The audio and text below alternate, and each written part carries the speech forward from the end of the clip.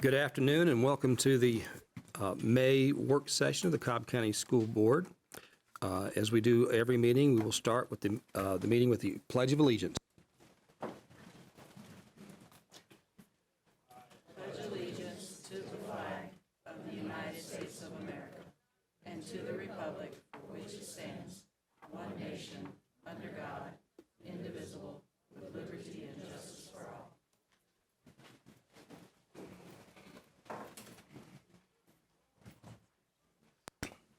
All right, thank you. Let's move on to public comments. Mr. Doyle. Thank you, Mr. Chair. We have 5 speakers today. How much time can we allot? Let's give them each 4 minutes. Our first speaker is Kay Jordan, who will discuss Campbell High School SPLOST 5 plans. She'll be followed by Kathy Young. This is my first time speaking to you people. Thank you for having me, and I'm a little outdated having to put on my readers, so pardon that. Good afternoon. My name is Kay Jordan, and I'm a parent of a Campbell sophomore and an incoming freshman. I'm also a proud graduate of Campbell High School, class of 1985. I'm excited to speak to you today in regard to a meeting I was able to attend last week with the SPLOST team. This was a very productive discussion in a small group setting, and I was fortunate to have been a part of that. The stakeholders of CHS who were in attendance were pleased with the plans we've seen thus far. Great strides have been made as we've traveled through this process, and we are beginning to see what may be a workable plan for developing the renovations at Campbell. The meeting revealed that the SPLOST team is looking at expanding our cafeteria. No detailed numbers of increased square footage or additional number of serving lines were available at the meeting, but we're looking forward to working with the district to finalize an applicable solution. We are further encouraged by the promise that the SPLOST funds would attempt to do cosmetic upgrades so that the facades of our school will be as visually attractive as the other schools in our district. No renderings have been completed as of the time of the meeting last Wednesday, but we're eagerly awaiting drafts from those upgrades. I shared with the SPLOST team that I remember walking into a game at another school across the district in 1983. My jaw dropped as I realized the differences in facilities across our county. Now my own children are experiencing the same. And while seat space will always be most important, there's a wealth of research that has consistently found that school facilities impact teaching and learning in profound ways. So I am excited to see the updates that have been needed for decades now.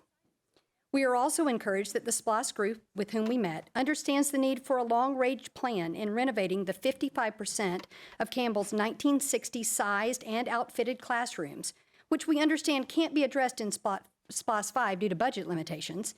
Yet again, we're hopeful that the future holds opportunities to enhance those facilities as well. One other area of concern that was mentioned but not fully addressed is that of parking, which is already insufficient and will be lessened by the construction of our new theater.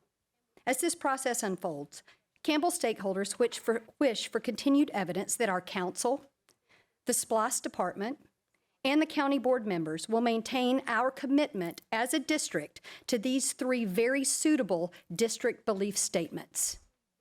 We believe in a constant and purposeful focus on what is best for students. We believe creativity and innovation are encouraged and embraced by all stakeholders. We believe in cultivating a positive environment where students are provided pathways for success. These belief statements hold true for the actual educational planning and implementation of such plans for each and every student in our district. And I also feel these statements hold just as true for our facilities plans and projects. We look forward to working with you and with continued growth toward an appropriate outcome. Thank you. Our next speaker is Kathy Young, who will discuss stakeholder involvement. She'll be followed by Trinita Floyd. I think we gave the last speaker 4 hours on the clock. Maybe four, I'm not sure she was ready to go for that long. Go ahead. 4 hours and 4 minutes. Is that okay? Thank you very much. I appreciate the opportunity to speak today. My name's Kathy Young, and I have 2 children in the Cobb County Public Schools. I have a 9th grader at Campbell and a 6th grader at Griffin Middle. Some of you may know this. I know a couple of you do at least, but 5 years ago, the Smyrna community developed a strategic vision plan, and it was a 10-year strategic vision plan that was sponsored by the community, but paid for by the city. And the reason I bring this up is because one of the clear objectives from that process that came out of it, from months and months of talking to folks and doing research, was that parents and businesses would be expected to be active partners with the local schools, but furthermore, that parents and stakeholders would be constantly and consistently present at school board meetings. 5 years ago, that wasn't the norm. Maybe you all felt like it was the norm. You probably see a lot more folks consistently than we realize. But in the Smyrna community, that was a big goal. And so that aligns really clearly with the 2018-2019 strategic plan that you all have created yourselves. And so I just wanted to applaud really everybody, because while it may be painful at times, what we're seeing here that's become the norm is very much an identified goal that was established years and years ago and probably has been established multiple times. But specifically, the Smyrna community really focused on getting folks aware of this. I think we believe as a community that it's also our job to recognize and acknowledge that you all have a hard job. It's often very thankless, much like the teachers that we entrust our kids to every day. And so, we say thank you, and we also recognize that it's our responsibility to work together and to work hand in hand as much as possible. It's our job to educate other parents about the value and the role of school councils and how those can be used to their fullest effect. A lot of folks don't even know that they exist or that they have to exist for every school. So we have a responsibility in this partnership as well. Parents, educators, business community, there's a lot of folks at the table here, and we want to keep that dialogue happening. And so with that in mind, I think in addition to sort of patting ourselves on the back, just hoping everyone will continue to see this as a really important part of the process, and that we can always have an open and honest dialogue, and we can speak from the same set of information. I know not everything can be 100% transparent, but clear and equitable information that's being shared. And to that point of equity, I know that that's a conversation that we're not just facing. The whole state, the whole country, this is a big challenge, and resources often don't match up with what the needs are. But we do hope that our school facilities and the physical changes, they can be discussed in light of that bigger issue. So I wanted to thank you again for the time to speak, and know that we come with the best interests of the kids, in our hearts. So thank you. Our next speaker is Trinity Floyd, who will discuss Campbell High School, followed by Monica Delancey. Hello, my name is Trinity Floyd. I'm a varsity cheerleader at Campbell High School. I'm also a former captain, and I'm in Mu Alpha Theta, NHS, BSA, and those two. Okay, so the problems that we have at our school are just overcrowding, and our stairways, like the 800 and 900 halls, they're very, very crowded. It's very hard to get to classes on time, which is I pride myself in getting to class on time, making sure that all my ducks are in a row and stuff. So the 800, 900 stairway, the cafeteria, and the 900 stairway, and the ramp, and then also the 1000 building when dismissal comes is very, very crowded. And we have very limited time to get to buses. So that's a problem that, we need to get fixed. Also, for lunch, we only have 20 minutes to eat lunch. And so that goes into getting from when the bell rings, getting from your classroom to the lunchroom. That includes the 20 minutes. And then also, we only have 3 microwaves in the cafeteria, and there's so many students that have to pack their lunch, and then like waiting in line takes forever, and that takes up our time so that we won't be able to eat, and so we have to scarf our food down. Also,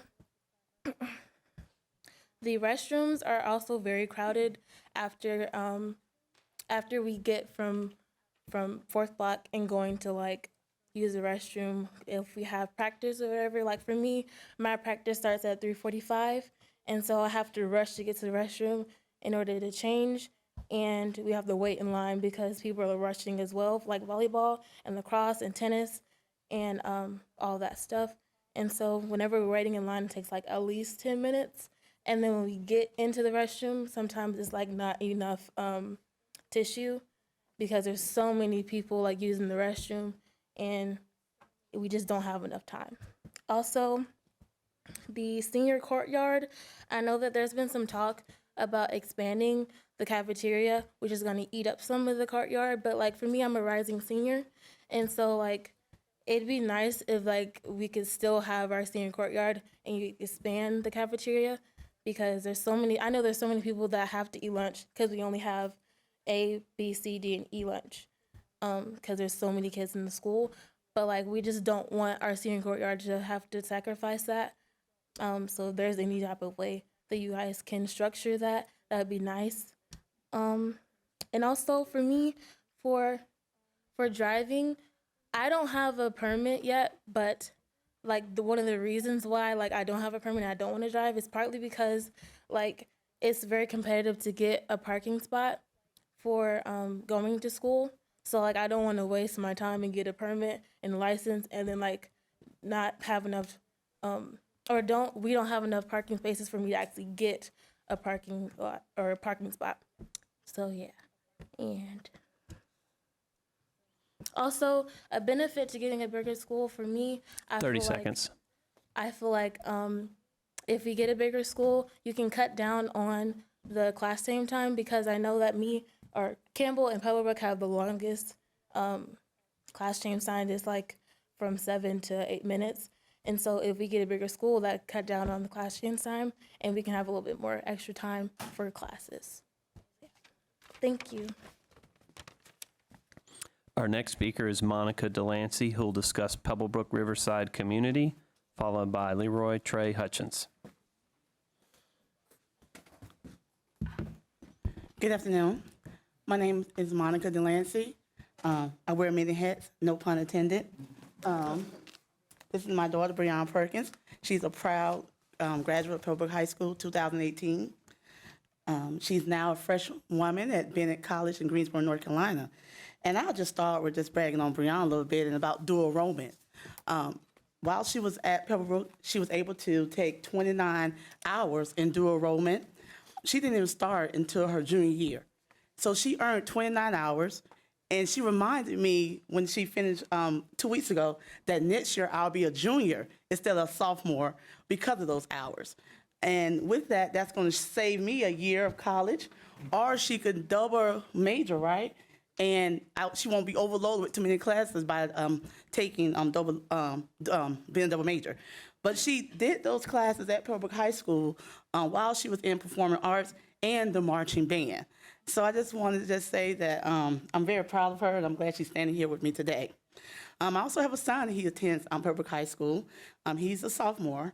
And I just want to also just have some prayers to go out to the Pebblebrook and South Cobb community. I know you've been reading the news lately, and I just want to make sure we just send prayers to the community. Thank you for the raise that you'll be providing to the employees of Cobb County. A lot of our parapros, secretary, custodians will benefit from that raise. That will allow for them, maybe if they want to reside in Cobb County, that will lessen their commute time going back and forth to work. And I know we speak about teachers and their salaries, but think about, the bus drivers and some of our support staff. So thank you for that. And last, I would like to say, as a member of a association that provides support for, people that are employed with Cobb County School District, I pay about $40 a month. It averages out to be $400 a year to be a part of the association. And so when someone, question about bylaws and how you run meetings, it shouldn't feel like you should be intimidated by that. You just should accept the fact that people are, looking at the dues that they pay and just want to make sure that it's a transparent process. So thank you for allowing for me to speak today, and you have a wonderful day. Our final speaker is Leroy Trey Hutchins, who will discuss Pebblebrook High School Safety Advisement Update. Good afternoon. Thank you for this opportunity. Again, my name is Leroy Trey Hutchins, and I serve as the president of the South Cobb Council PTA, those 29 local units that feed into Pebblebrook, South Cobb High School, McEachern, and Hillgrove. I also am a member of the Pebblebrook High School School Council. And I'm here today to provide updates in regards to an advisement that we sent on behalf of the Pebblebrook High School School Council. I believe it was April the 15th, 2019. So May has been a busy month for Pebblebrook. We have met with several department heads, several administrators, and we have been working collaboratively to improve the school safety concerns that we have at Pebblebrook High School. Wednesday, May 8th, we had a public safety meeting. It was held with Chief Story, Lieutenant Wilson, and John Adams, myself, and Travis Joshua, the principal of Pebblebrook, and several plans were approved to improve the coverage at Pebblebrook High School.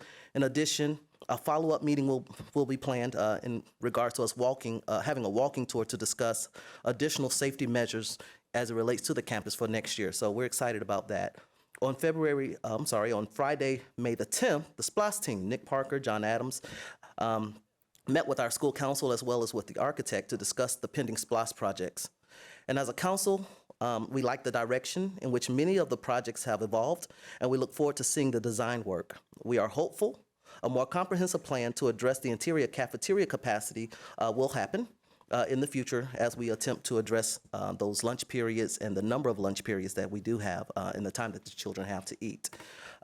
We have an opportunity at that meeting, after the meeting rather, to walk the campus with the architect.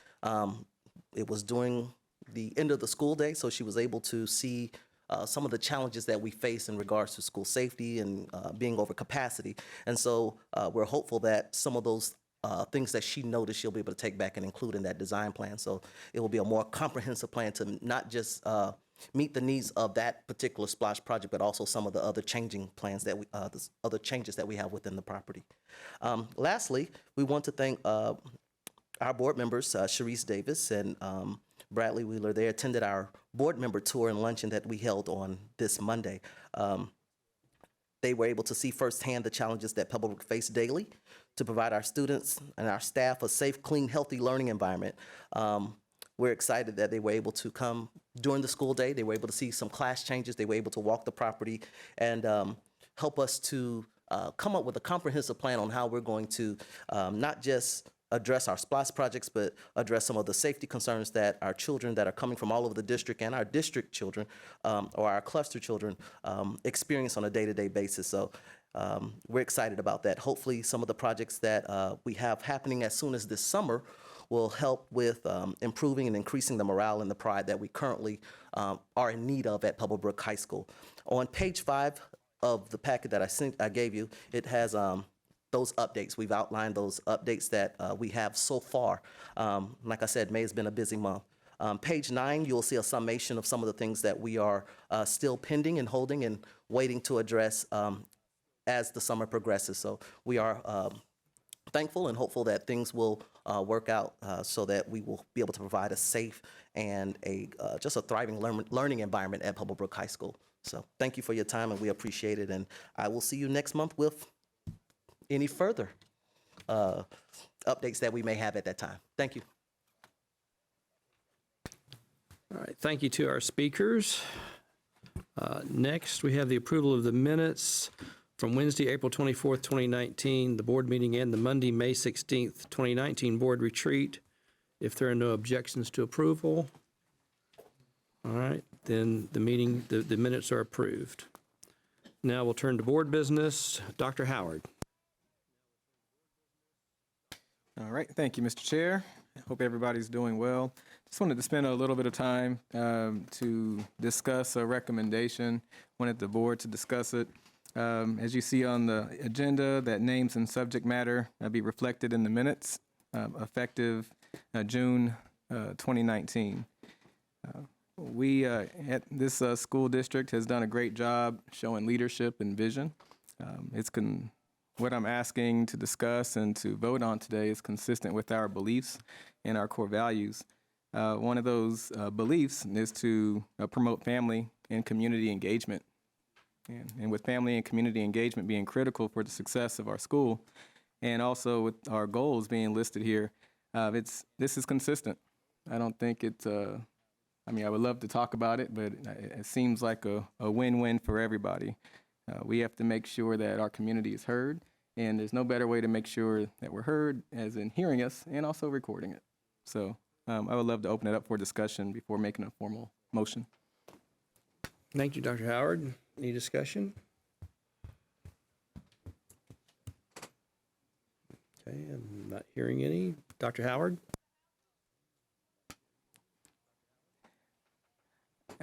I did want to point out that there was a lot of discussion when I brought it up the last couple board meetings. So I am encouraged that all minds are clear so quickly. So I'll make a formal motion that we include the names and subject matter of our minutes of public comments in our minutes of effective June 2019. Okay. Dr. Howard, we have a motion. Are you making a motion that we put this on the discussion agenda for this evening? Yes, thank you. All right, so we have a motion. Do we have a second? All right, I have a second from Ms. Davis. Any further discussion? Okay. All those in favor of putting the agenda item on for discussion this evening for the business session, please raise your hand. All right. Those opposed? Okay. That's 3-4. All right. Next, we have the new Cobb Schools Foundation appointees. And Ms. Davis in post 6 has opposed. This is for the Cobb Schools Foundation. I'll just summarize real quickly. This is the foundation helps raise money to support the school district and other needs that tax dollars don't go to. And so each of our board members appoints someone to serve on that board, and then there's other at-large members. So our newest, Ms. Therese Davis, has appointed Austin Riley to serve as her appointee on the foundation board. And Mr. Brad Wheeler has appointed Carrick Martin as his representative on the board. We still have a vacancy for post 2, Dr. Howard, and when you're ready to put forth a name, we look forward to hearing from it. So with that, the next thing is Mr. Morgan. Thank you, Mr. Chair, and good afternoon to everyone. Speaking of the Cobb Schools Foundation, I guess this question more directed to you, Chris. I know we had a change about, how long has it been? A year, maybe? Will we be getting any type of updates about if there are any direction-wise, vision-wise, execution-wise about the Cobb Schools Foundation? Yeah, you will. Basically, this first year, as you mentioned, it's been following the reset of the foundation, and so obviously we just have hired a few months back a new executive director for the foundation, which is a district employee. So as Felicia is getting everything kind of lined up, if you will, the most important thing is that that we appoint all the necessary board members, foundation board members, because the 7 members of the board and myself make up the 8, if you will, base members of the foundation. And so then there are, I believe, 7 other at-large foundation board members, which the 8 vote on to approve. So we've kind of had a time, if you will, where we've not had enough, twofold. We've not had enough members present to create a quorum, and to some degree that's been exacerbated by not having the appointees made. So with all that being said, that's a long way to answer your question, but the answer is yes. We need to get rolling. And so there will be some news to discuss. We obviously had the last event was the foundation golf tournament, and I believe that was a success. Felicia did a great job with that event, but That being said, moving forward, it is our plan to bring the board an update. Not sure in what format that will be, but to provide the board with information. Yes. Is that good? All right. So now let's, Mr. Superintendent, we'll come with your report. Yes, sir, Mr. Chair, members of the board. As we have adopted the practice of updating the demographic study annually, we've made mention of this numerous times during board meetings and also during informational meetings, that it's imperative that we do this because we want to be able to make decisions with the most accurate and real-time data, and we're not operating on old data and numbers. So that being said, I'm going to ask Mr. James Wilson to come forward and bring us this year's annual demographic study update.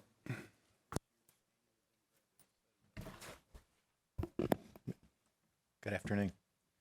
Mr. Chairman, fellow board members, Mr. Superintendent, as always, it is my pleasure to be with you today. And Mr. Chairman, if I may, can I bring a handout to pass?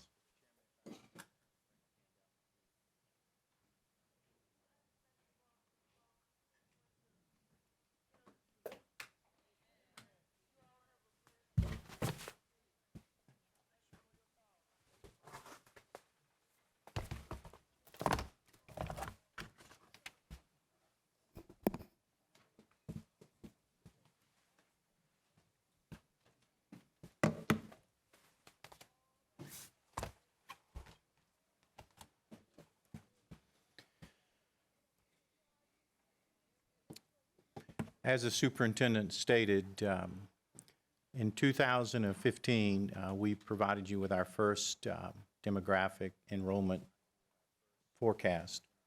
It's a 10-year projection, and it was stated in those comments that it is very important that you get an annual update because things do change. All demographers believe that they're correct in their forecasting, but it's very good to get it renewed because the longer you go out, the debatable those numbers would be. So this is year 5, and so we have done a complete redo of the original numbers of 2015.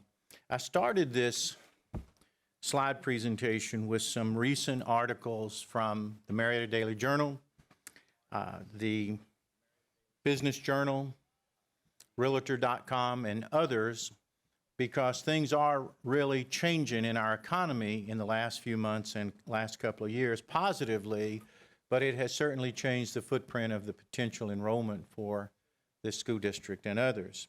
So I have sources of the Marietta Daily Journal, the Cobb Business Journal, and others, because in some of these, and you may not be able to read them, I was hoping that you would be able to, but some of the sources say that Riverview Landing in Smyrna is about to include some 816 new homes and development. It's a mixed-use community.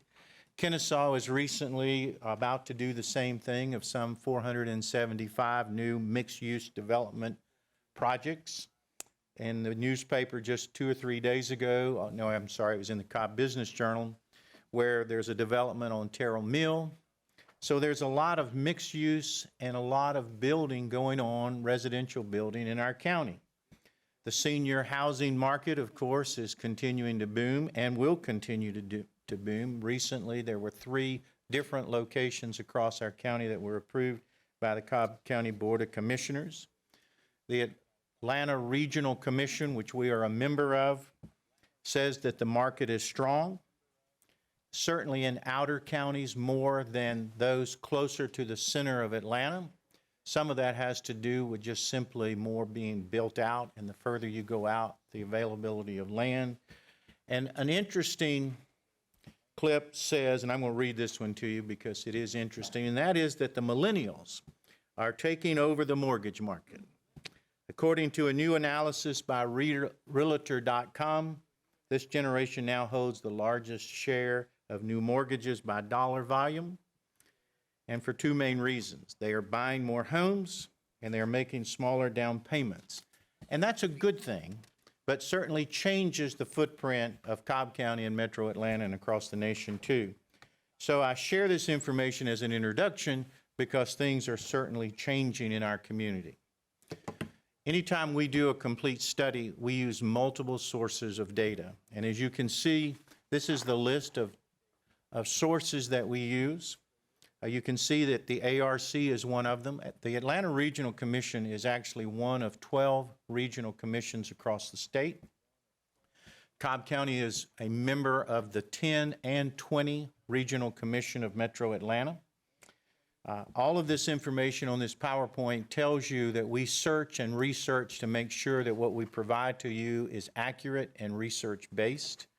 We use all city governments except for Marietta, even though we have a great relationship with the city of Marietta. They have their own that they work on to determine their enrollment in the future. We obviously depend on Cobb County government and others, and you'll see down the way there, we also use the Georgia State University Physical Research Center, the Andrew Young School. That's a financial research base, but it allows us to have a little more information when we try to make our projections. The U.S. Census Bureau, of course, is something that's very important to us too. Anytime you start with enrollment forecasting, you certainly need to do a historical. And so we go back to 1995. What's important there is that this school district has grown over 30,000 students since 1995. You'll see the last 2 years, and this is the October FTE count that I use for these years. You'll see that the last 2 years have shown a slight decline in enrollment. The next slide simply shows, and this comes from the Atlanta Regional Commission, and that's basically a picture version of what I stated just a few minutes ago. You can see closer to the center of Atlanta, there is less growth, and the further you go out, according to census tracts, there'll be additional and more enrollment. Demographers will always use in-migration and out-migration as a determiner, and especially in school enrollments, to see where the students are by age or the population is by age. This gives us an opportunity to really take a closer look because early indicators say that we're going to be in decline in enrollment. You can see at the bottom of this slide that the age of our county is continuing to get a little older. And this is a good slide, and this is basically coming from the Atlanta Regional Commission, and it is an in-migration, out-migration slide. This also comes from the Atlanta Regional Commission, and it tells us something too. And I've shown it to you 2 or 3 times now in different ways, but this is the 20 counties. These are the 20 counties that represent the 20 metro county area of the Atlanta Regional Commission. And you can see by growth and expected growth and continued growth, we're at 22%. So while we are going to continue to grow, we are not going to grow, according to the ARC, like other districts or other counties. And you can see those counties that are having the most potential of growth: Forsyth, Barrow, Paulding, Coweta. They're all on the outer edges of the 20 metro area. In using as many opportunities as we can to try to be accurate in our depiction of, we also use the Governor's Office of Planning and Budget. So let me share a little bit of what this slide represents. It tells us that in 2018 compared to 2025, 25, of course, is a projection, and 2018 is an actual.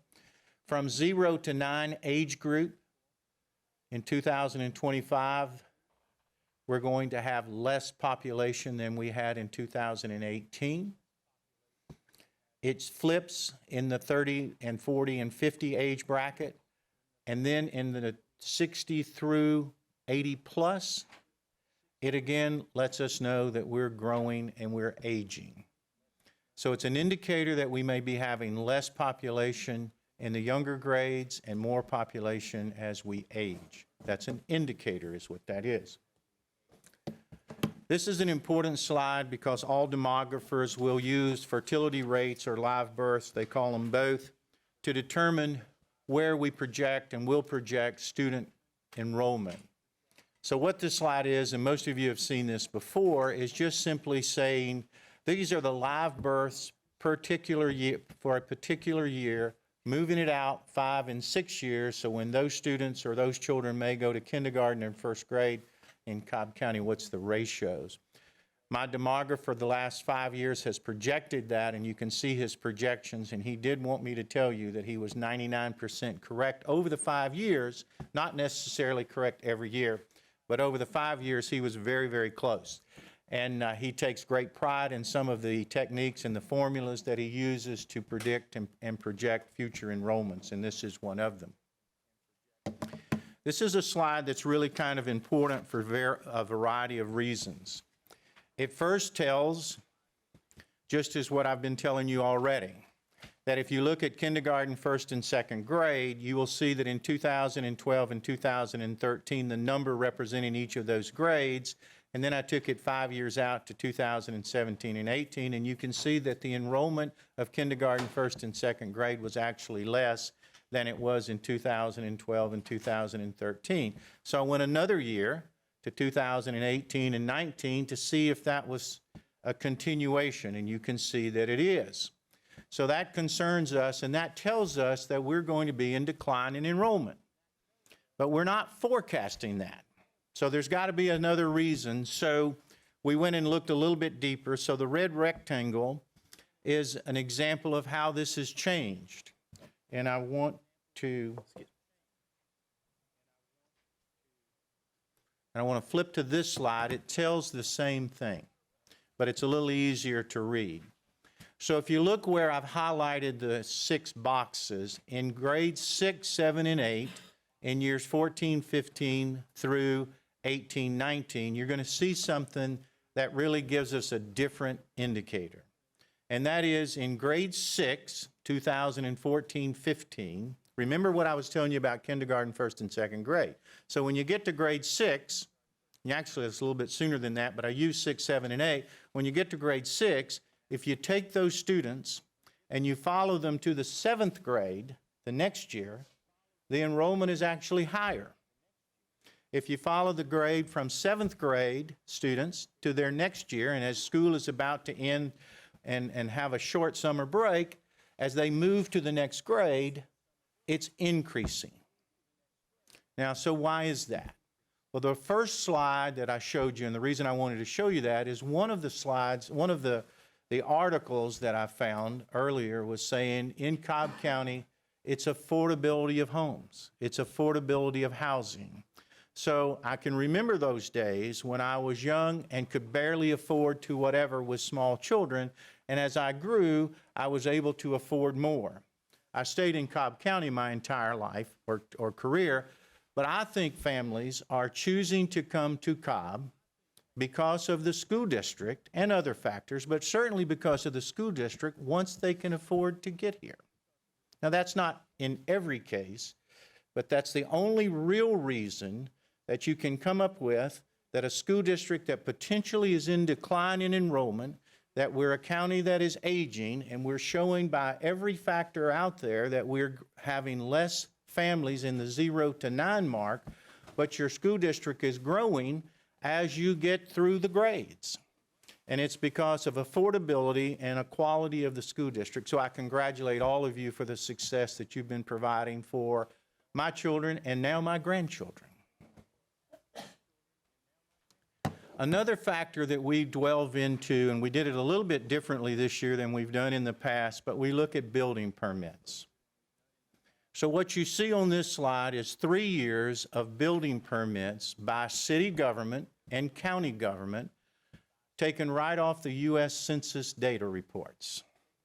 You will see that single-family structures, building permits applied and accepted for in those 3 years have grown. And then if you look at the bottom part, the multifamily structure permits, you'll see that they've actually declined. Now, when I was talking about the mixed-use developments in Kennesaw, the mixed-use developments in Terrell Mill, the mixed-use developments in Smyrna and other places, this is probably going to change. But we have seen a decline over the 3 years, and I don't think in 2019 you're going to see a decline, according to what we're seeing. The next slide, whoops.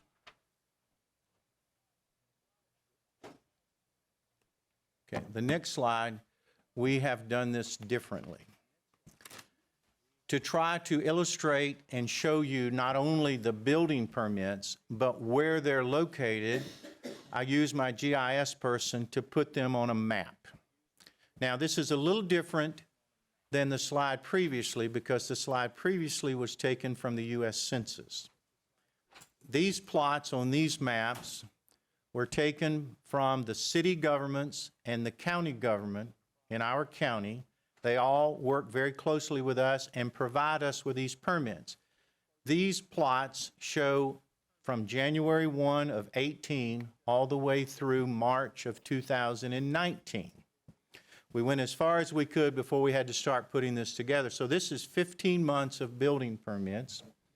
You'll see in this particular slide, and I had to do 4 of these because you just couldn't get them all on one page. So this is the northeast, all coming from local agencies. The GIS person I use put them on to show you a little bit of not only how many, but where they are.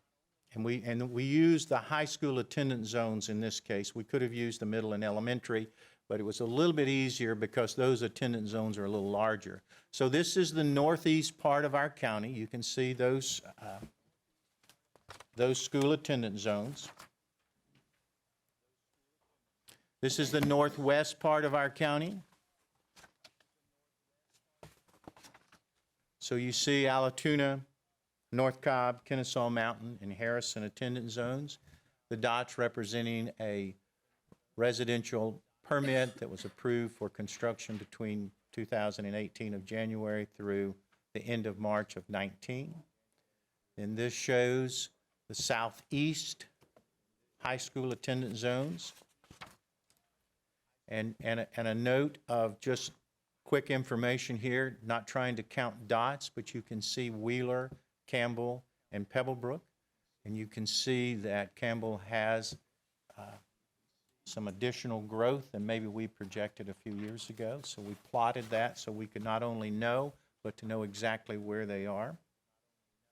And this is the southwest portion of our county. And that represents, of course, Hillgrove, McEachern, Osborne, and South Cobb. So we did the building permits 2 ways. We took them right off of the census, so you could have an exact number of calendar years, and then we tried to get as late as we could all the way through the end of March to take a look at every single building permit. The significance here for me is each of the county agencies that we work with are all very cooperative and proud to support this for the Cobb County School District. And it's always appreciative when agencies support each other and want to help in the process. What I'm sure everyone is interested in are these next 3 or 4 pages. This is the high schools. My demographer takes the information of the actual instructional units, the capacity of the school, the grade structure, the FTE count, the latest FTE count that we would have available to us, which is October of this school year. He shows the capacity over and under, and then he moves out 5 years to show projections, and then out 10 years. We always caution going out 10 years is not necessarily something that we would want to hang our hat on. We feel very comfortable with the 5-year projections, and you can see that we have growth in certain areas more than others.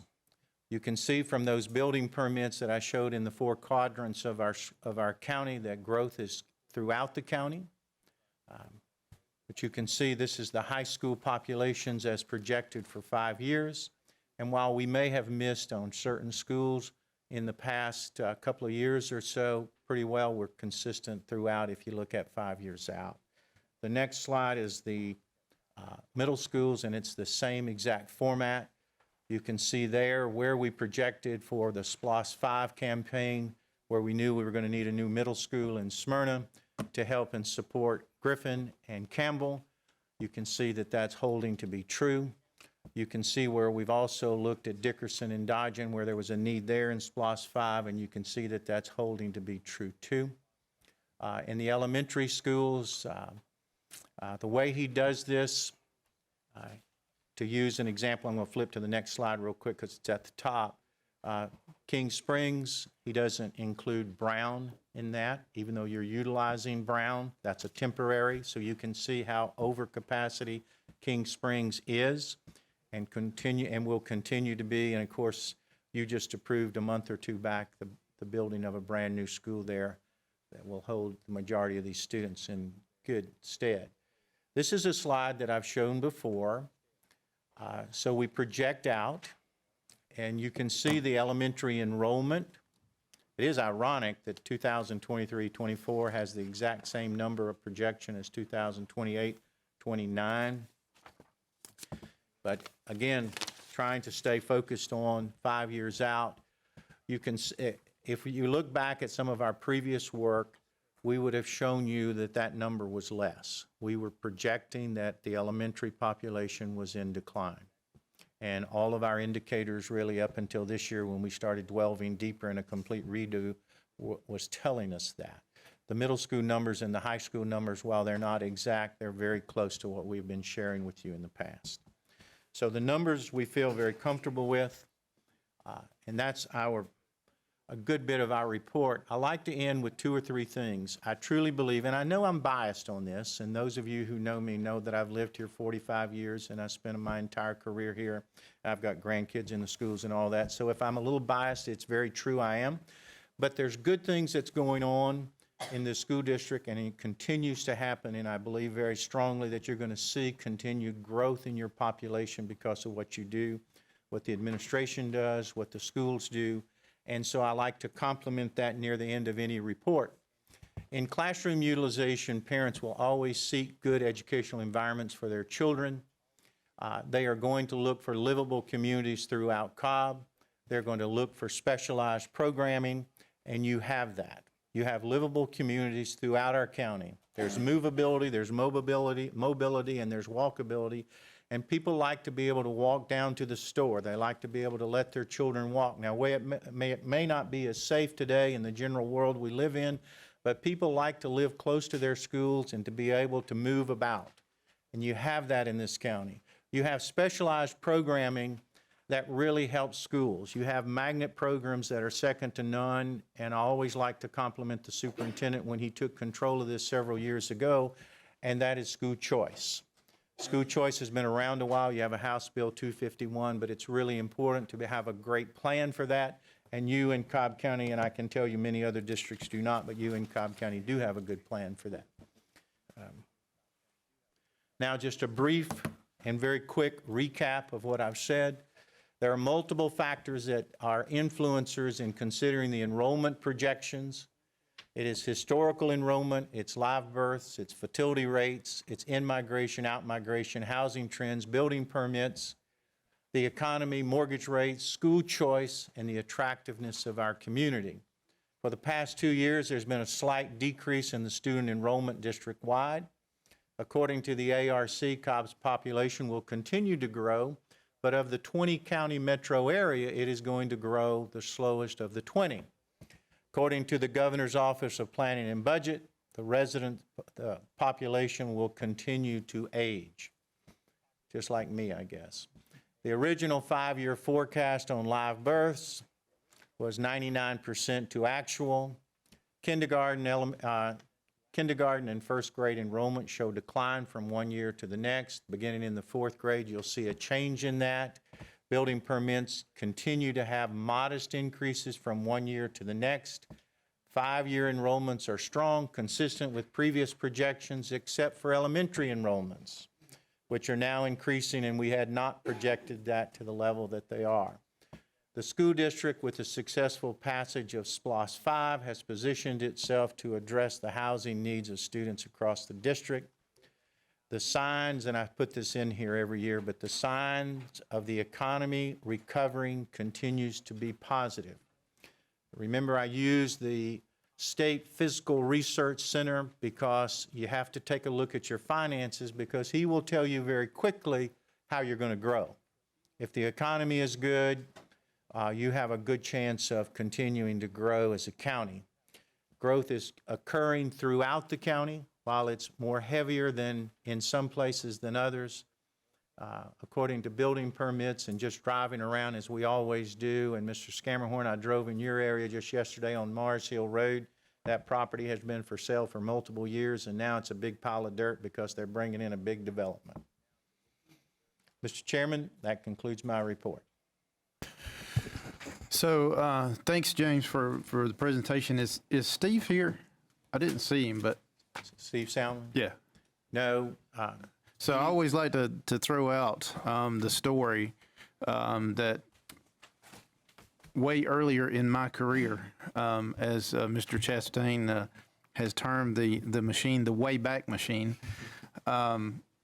Before I had to care about enrollment and those kind of things, I do remember in another district that I worked in, he missed the total enrollment for a year by one.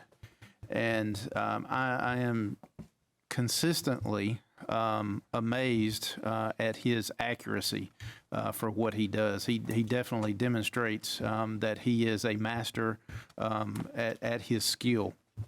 And we benefit from that. So I'm grateful for him, and I hope you're not going to let him retire anytime soon. I know he's retired probably 3 or 4 times from school business and that kind of thing. But again, I always like to throw out my appreciation for Dr. Steve Salmon, because he does provide us with data that is second to none. And I greatly appreciate that because it allows us to make better decisions. Dr. Salmon is not going to retire, but he just simply makes me do the reports for him. Whatever works. That's right. That's right. Well, thank you, Mr. Wilson. My first response is just, I look through this and wonder, what did we do before they invented the affordable color printer? We just looked at black lines of data on pen-fed paper, which a lot of people in the room may not even remember pen-fed paper. So at this point, does anybody have any questions or comments for Mr. Wilson? Mr. Banks. Thank you, Mr. Chairman. I want to go back to the first page.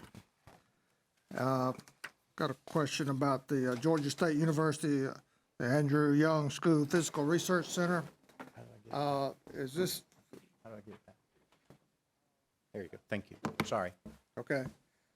Not the first, not the actual first, the multiple sources of data, the second page, actually. Correct.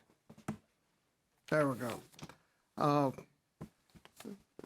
Georgia State's been in the business of providing statistics for 40 years now, long time. My question is, it appears that the positive economic environment we're in right now is having a positive influence on the student enrollment in Cobb County. Is that a valid observation?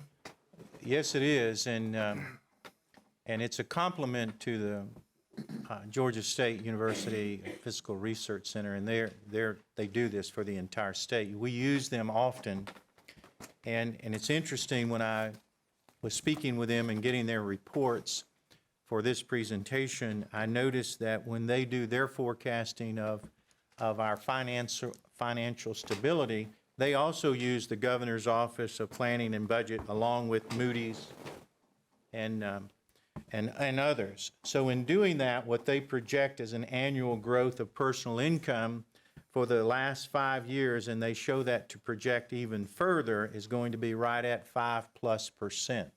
That is a almost 4.5% increase from our recessionary years, and then before that, it's a 3% increase. So yes, they're a great agency. I like to use them in addition to all the other services or the other resources that I use, because that's a good indicator. If the economy is strong and they project the economy to continue to stay strong, it shows good events for our community. Okay, now I've got another question about a couple of slides pertaining to the 4th and the 5th grades and the 5th and the 6th grades. It appears to be a strong indication that when possible, families are designed to move into Cobb County for the quality of our schools. Is that showing in our enrollment numbers on the the total distribution enrollment, where we look at the peak pre-K through the 5th grade, and then the 6th grade through the 8th grade, and 9th grade through the 12th grade. Somewhere along the way, we peak out, and I think later on in the slide, way back at the back, you show about the 3rd page from the, or 4th page from the back, it shows how this is going to evolve over the next 9 years. Yes, sir. Can you explain or give some more data on what's happening in our classrooms as far as grades and how they're going up, and then they'll come back down again? Yes. Speaking of Dr. Salmon again, he's done over 300 of these. And so he's been doing this for a long time, and in the state of Georgia, Alabama, and Mississippi, and other places, on occasion, it is extremely rare that when you take a look at K-12, that you see during the middle years growth in enrollments. That is extremely rare.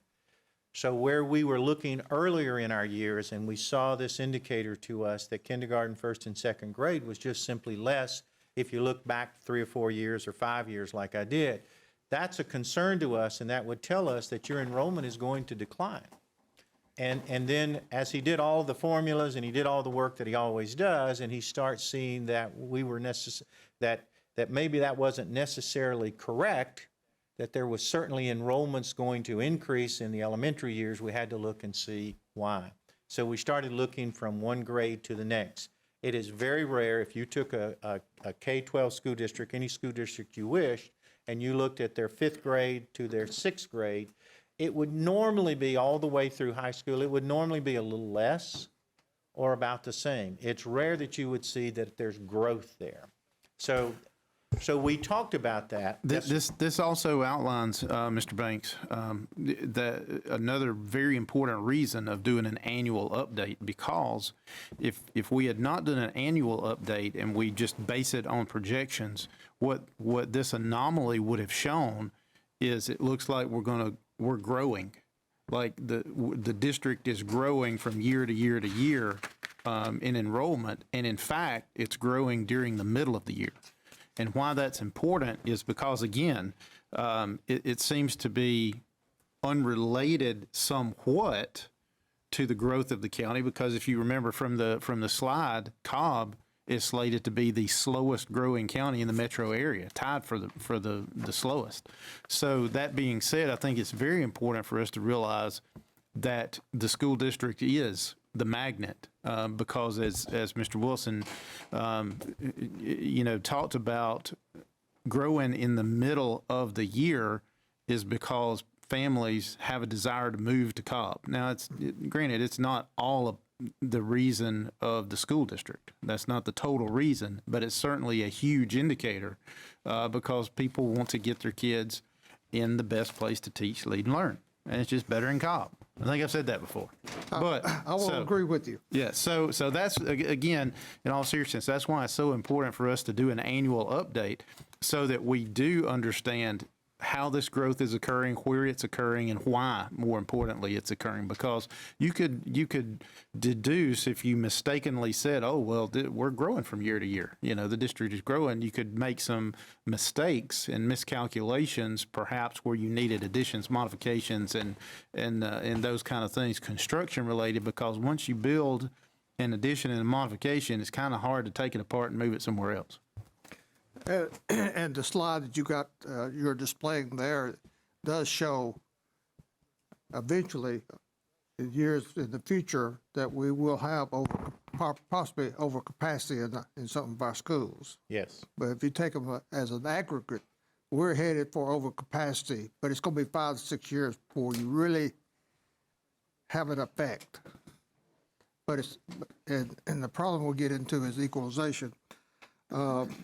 But I did a quick count on the different locations in the county building permits, and looks like Northeast has got about 269. The Northwest has about 450, which would be Mr. Scamhorn's area, and the Southeast, which would be Mr. Morgan's no, that would be Miss Davis and Mr. Dr. Howard's area, it's 103. And then when you get into the southwest, which is Mr. Morgan's area, it's 744. That's more than all the rest of the county combined in this one area. That's going to have a tremendous effect on our schools in the future.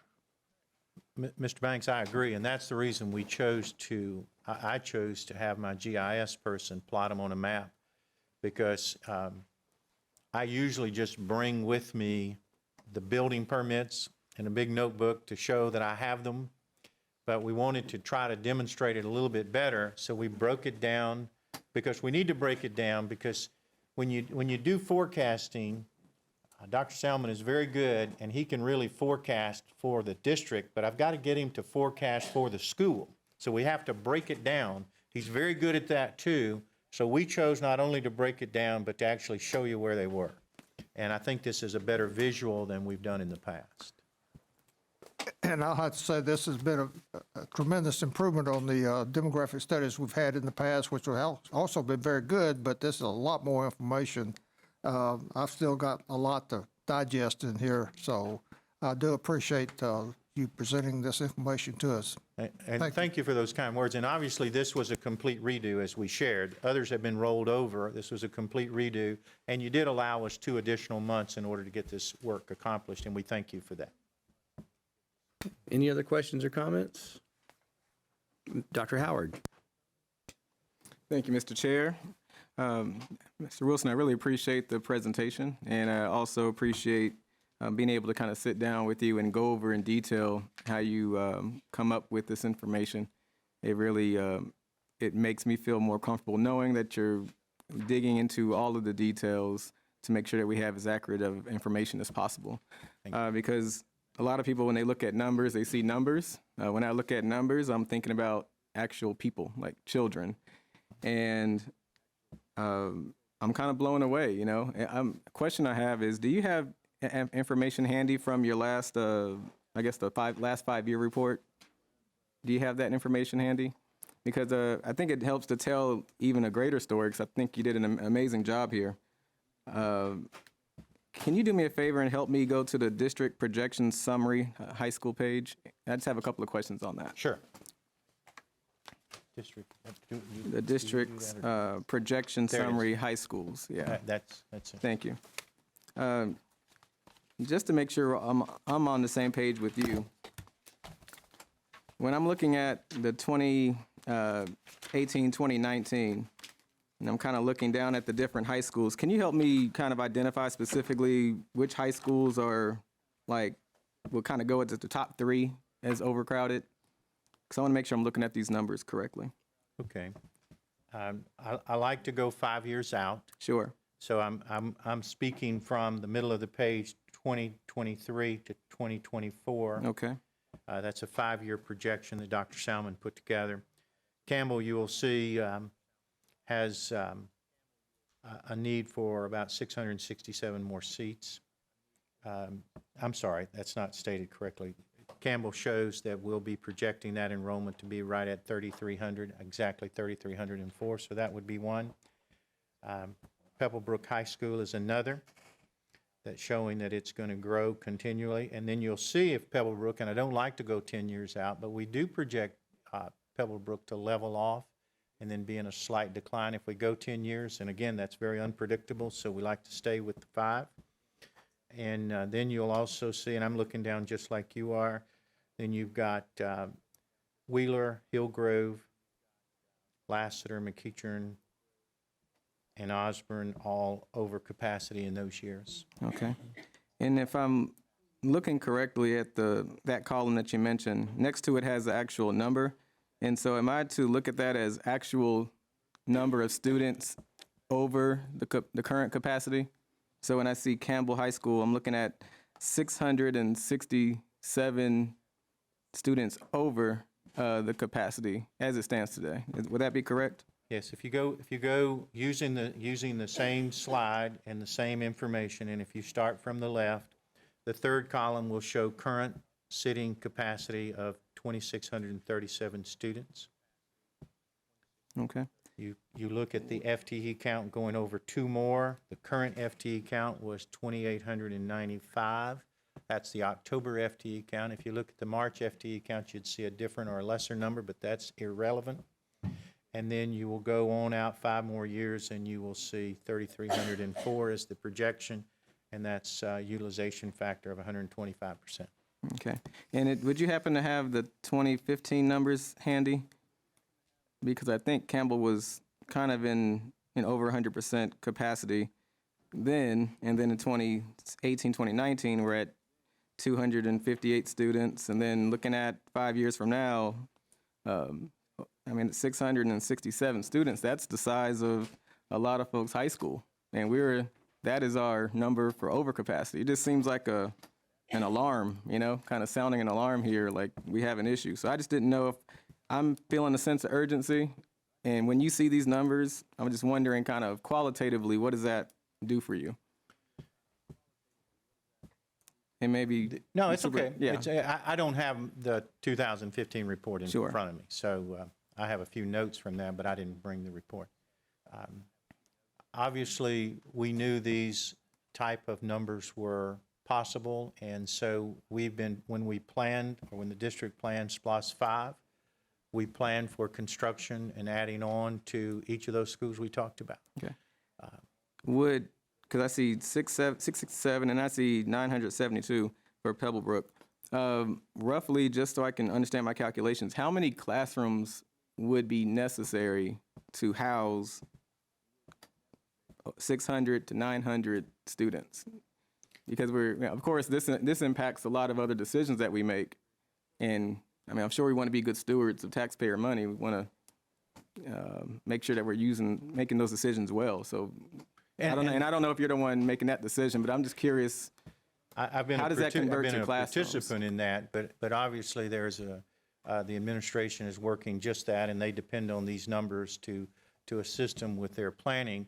I don't know that I could tell you how many classrooms are necessarily needed based on these numbers, but they're all projecting and working that to make sure the housing of the students at Pebblebrook, whether it's at Hillgrove because they're over capacity, or Campbell, are all being taken care of. And some of the final determinations from the architect and the construction program was waiting to see these numbers to see if what we had been telling them were accurate.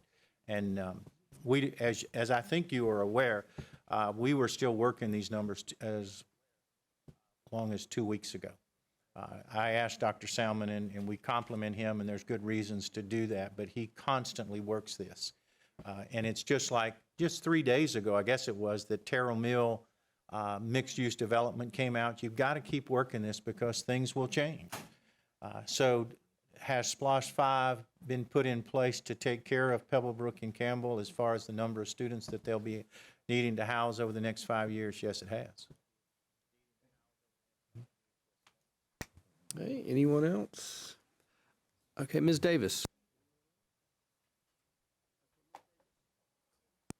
Hello. Hi, James. Hi.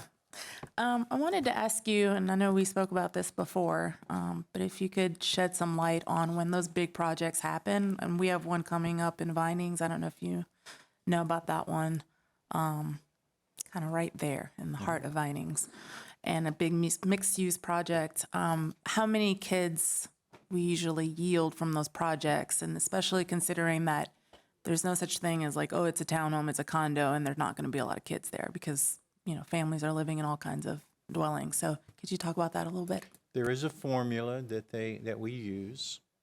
In order to answer that in the method that I would feel comfortable with, you have to know the value of the home, the cost of the home. If it is an apartment complex, the cost of the rent per month on that will determine potentially the size of the family that may live there. And when you do look at these, and I am a little bit familiar with that, we watch this kind of stuff all the time, and it's important that we do. You will see, and I'm going to go back to the Kennesaw one, where they were talking about one-bedroom apartments, and it was going to cost this, and then there were going to be some townhomes, and then there were going to be 2 sports bars and all that. You have to take a look at all that, but it is about affordability.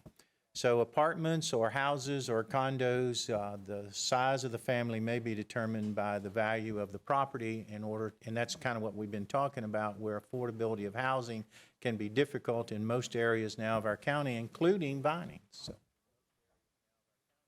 Your point is good, but whether I can tell you exactly without knowing exactly the value of those properties, it's a 1 point something per household, but I'd rather not give you an exact, not knowing the value of the properties.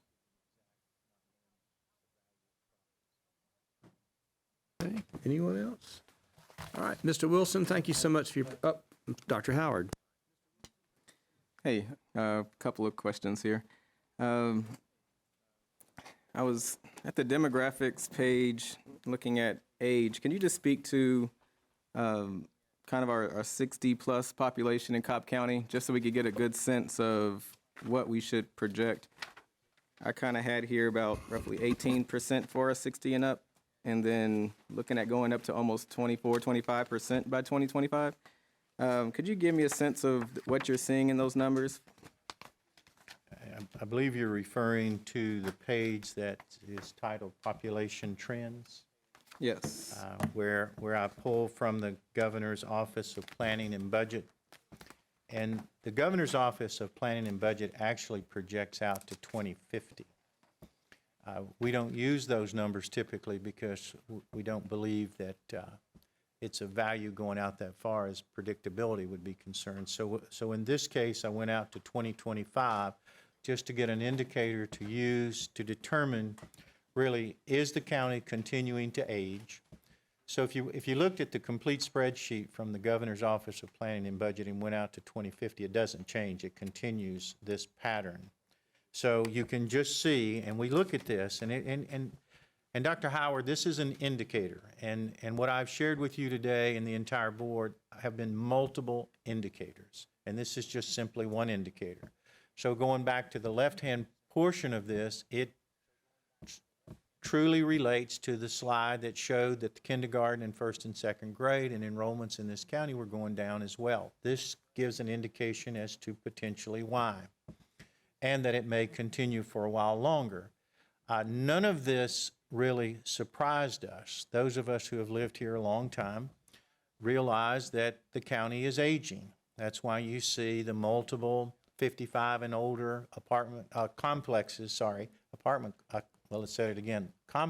throughout our county, because it is a desirable place to live, whether you're trying to raise a family and looking for good schools, or you want to be a good grandparent and watch them play ball and the school play and those kind of things. So it's a desirable place to live, but this is a indicator that is going to continue, and those percentages are not going to change. If anything, they're going to increase. And just looking at enrollments, it seems like there's a very different experience. And we talked about equity earlier with some of the public comments. Many of our schools are, have plenty of room, in 70s, 80% capacity. And then others are well over 100, projected to be 125, 130, up to 150% over capacity. Can you give me a sense of why you believe that is such a big change from different parts of the county? Because that does affect the experience at the school level, and I'm just curious on what you have identified from a demography standpoint. Well, I can tell you about the demography standpoint. I can also tell you about being a citizen here and watching all of this happen. Mm-hmm.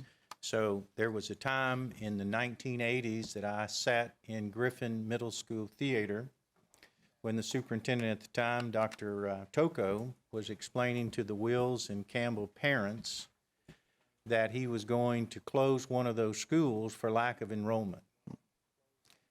And he also explained to those good parents who were very concerned about both of their schools that he wasn't going to redistrict students from Campbell to Wills, because he would be redistricting from an undercapacity school to another undercapacity school.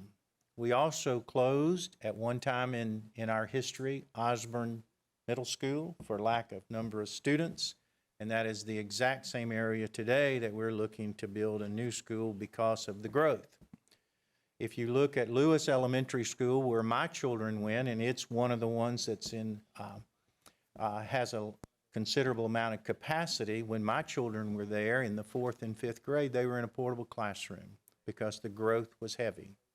I stood up in front of a group of parents, about 500 of them at Harrison High School one night, telling them that we were going to create an 8th and 9th grade school, a 6th and 7th grade school, and a 10 through 12 school to keep them from going to 4,000 students in the high school.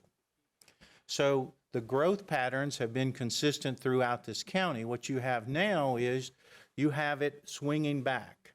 Some of you will remember a slide that I showed where it's the counterclockwise, where the growth was in the Smyrna area in the 50s and the 60s, and it just simply went around our county clockwise and came back now to Campbell. So what the district has always tried to do is to build and stay ahead of, to the best of their ability, the student population needs for each of those communities. Now, the good part about that is in 1998, we had our first SPLOST program.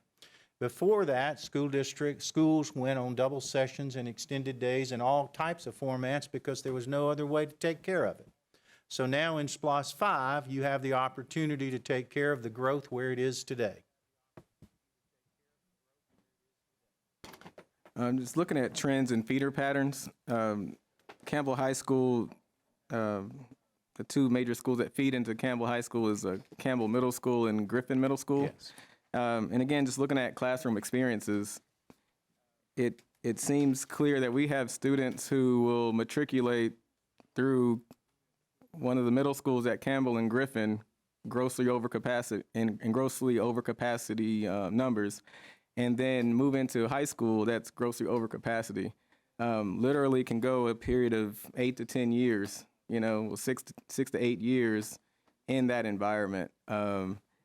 And I know we have solutions to a lot of our problems. Are you seeing any areas where we don't have maybe solutions yet that we can look into? Because most of the issues that I'm kind of bringing up, I know we have solutions on the way. Yes, we did. Can you help us identify some areas where maybe there are potential blind spots where we don't have a solution that's in the existing SPLOST 5? Well, you have a safeguard in SPLOST 5 if that were to occur. And it was the board here that made that decision to provide that safeguard in case something happened that we didn't have it projected right. Now, I use the example of Kennesaw as usually the normal example I use in this kind of discussion because there was no projection to take that area that they are now developing and putting those 500 apartment complexes there. There wasn't anything that told us a year ago that that was going to happen. So the Kennesaw schools could see some significant growth over the next few years. It is obvious that Smyrna is a popular place to be. All of the schools there are either getting close to at capacity or above. There are a few schools that are under capacity, though. So your point is extremely well taken, and yes, we try to project that to the best of our ability, but the board put in place with SPLOST 5 a safeguard. Okay. And a question about elementary school, just looking again at that feeder pattern, I was noticing that Nickajack Elementary, again, some schools, depending on where you are in Georgia, you may have 300 kids in your elementary school. And here we have projected almost 280 kids over capacity at Nickajack Elementary. And I noticed that we don't have a solution kind of in the pipeline for that particular school. And then even Teasley kind of, after such a significant investment into the additions for Teasley in SPLOST 4, going right back up to 200 kids over capacity. And these kids are all feeding into the same overcrowded middle schools, feeding into the same overcrowded high schools. I'm seeing not only a trend at specific schools, but a whole entire feeder pattern. I mean, literally someone's entire Cobb County experience at some of the schools that I represent are going to be completely different from the schools that a lot of my colleagues represent. And I think, based on what I know about the people on this stage, that we do a good job kind of thinking, compassionately how someone else's experience is. I just think it's remarkable because we have one Cobb with very different circumstances beyond our control. But I'm not sure I agree with that. Yeah. What don't you agree with that part? Because if you look at the history, every one of these board members, maybe before they got on the board, experienced the same thing you're experiencing. Sure. My children, one child went to Harrison. Yeah. It was 3,500 kids and growing. And my other two children went to different schools almost every year because of schools being built. During my principal days, the same thing, extended day at Lassiter High School with 3,500 kids, a school built for 2,000. So we've all experienced that. The best part of this, though, and your point is extremely well taken, but the best part of this is we now have SPLOST. Back in those days, there was no SPLOST. You couldn't take care of it. There was no chance to take care of it. So not only do we have a SPLOST, not only have we planned extremely well for SPLOST 5 to take care of those type of things that you're talking about, quite honestly, there was a safeguard put in place in this SPLOST program that if the continued receipts are as they are expected and there is money there as we are expecting, there is a safeguard to take care of areas throughout the county, wherever it may be, when there is a greater need than SPLOST 5 would allow. And I think, and let me tell you, and I'm saying this in all honesty and not trying to please anyone, that is a great thing that happened when we put that safeguard in place. And it was the board that made that decision and the superintendent that made that decision. It wasn't administration that was doing that. So I just think that we're very fortunate that that's done. So it It's sounds really like the rest. important. So it sounds like the rest of the county has has experienced it in some shape or form. So Yes, maybe they you have. have a sense of empathy for the families There in you go. the I South like that Cobb thought. area, and I'm Yes. assuming we can have countywide support to relieve the pressure that we're feeling in South Cobb. I appreciate that. All right, Mr. Banks and then Ms. Davis. Thank you, thank you, Mr. Chairman. Mr. Wilson, the ideal situation would be that every school is equal, but that's never going to happen. And back in Splash 1, Splash 2, as you remember, which you were part of, we built, 22 schools in Cobb County pretty fast. Population was growing about 1,000 people a month back then. Now we're talking about 1,000 a year. So things have changed tremendously. However, what's kind of concerning me is these new residential numbers that you presented to us, like the Southwest, 744 additional residents. How do you see from the background and the knowledge that you have of the district and these numbers, how do you see the impact of all this, what I would say a massive build out of the southwest part of the county for, more than double what the rest of the county is going to be experiencing? And that's a great question too, just like Dr. Howard's. It's important for us to keep track of this. It's important for us to always have a SPLOST. It's important for us to use our money very wisely. And I've been bragging on the school district, which I like to do, but as long as families look for quality living and a good education, they're going to find places like Cobb County. And so as communities continue to improve and communities continue to focus, as Cobb communities do, on the education of young people and what young people can have as opportunities here with parks and recreation and all the other types of things that our city and county governments and the school system provide, you're going to see enrollment improvements. You're going to see enrollment growth. And it's a compliment to us all. We just have to make sure that we do the best we can in the housing of young people and the continuation, and that's why the superintendent likes for us to do this yearly, because you have to forecast this out. Things can change. And it's like Mrs. Davis said about the Vinings growth and continuation of that. We've got to stay on top of that because I don't think it's going to stop. The ARC, the Governor's Office of Planning and Budget all show us slowing down, and the smaller growth and the other districts around us, they're all projecting that the growth is going to be further and further out because that's the availability of land and that's the availability of affordability of being able to get a home, and maybe the further you go out. But this is always going to be a desirable place to live, and we always have to work very hard to forecast and be prepared for our students. All right, thank you. All right. I'm sorry. Go ahead, Mr. Banks. Are we rapidly approaching the point where we need to take a hard look at our attendance zones as far as how much we're out of balance and what we can do to alleviate some of these crisis points. I think it's always appropriate to look at attendance zones. Right now, I think we're able to handle the housing for the most part by the SPLOST planning that we've done and done well with. And then, but you always take a look at attendance zone. Sure you do. Because at some point that might be a factor. All right, thank you, Ms. Bank. Okay, Ms. Davis and then Mr. Scamahorn.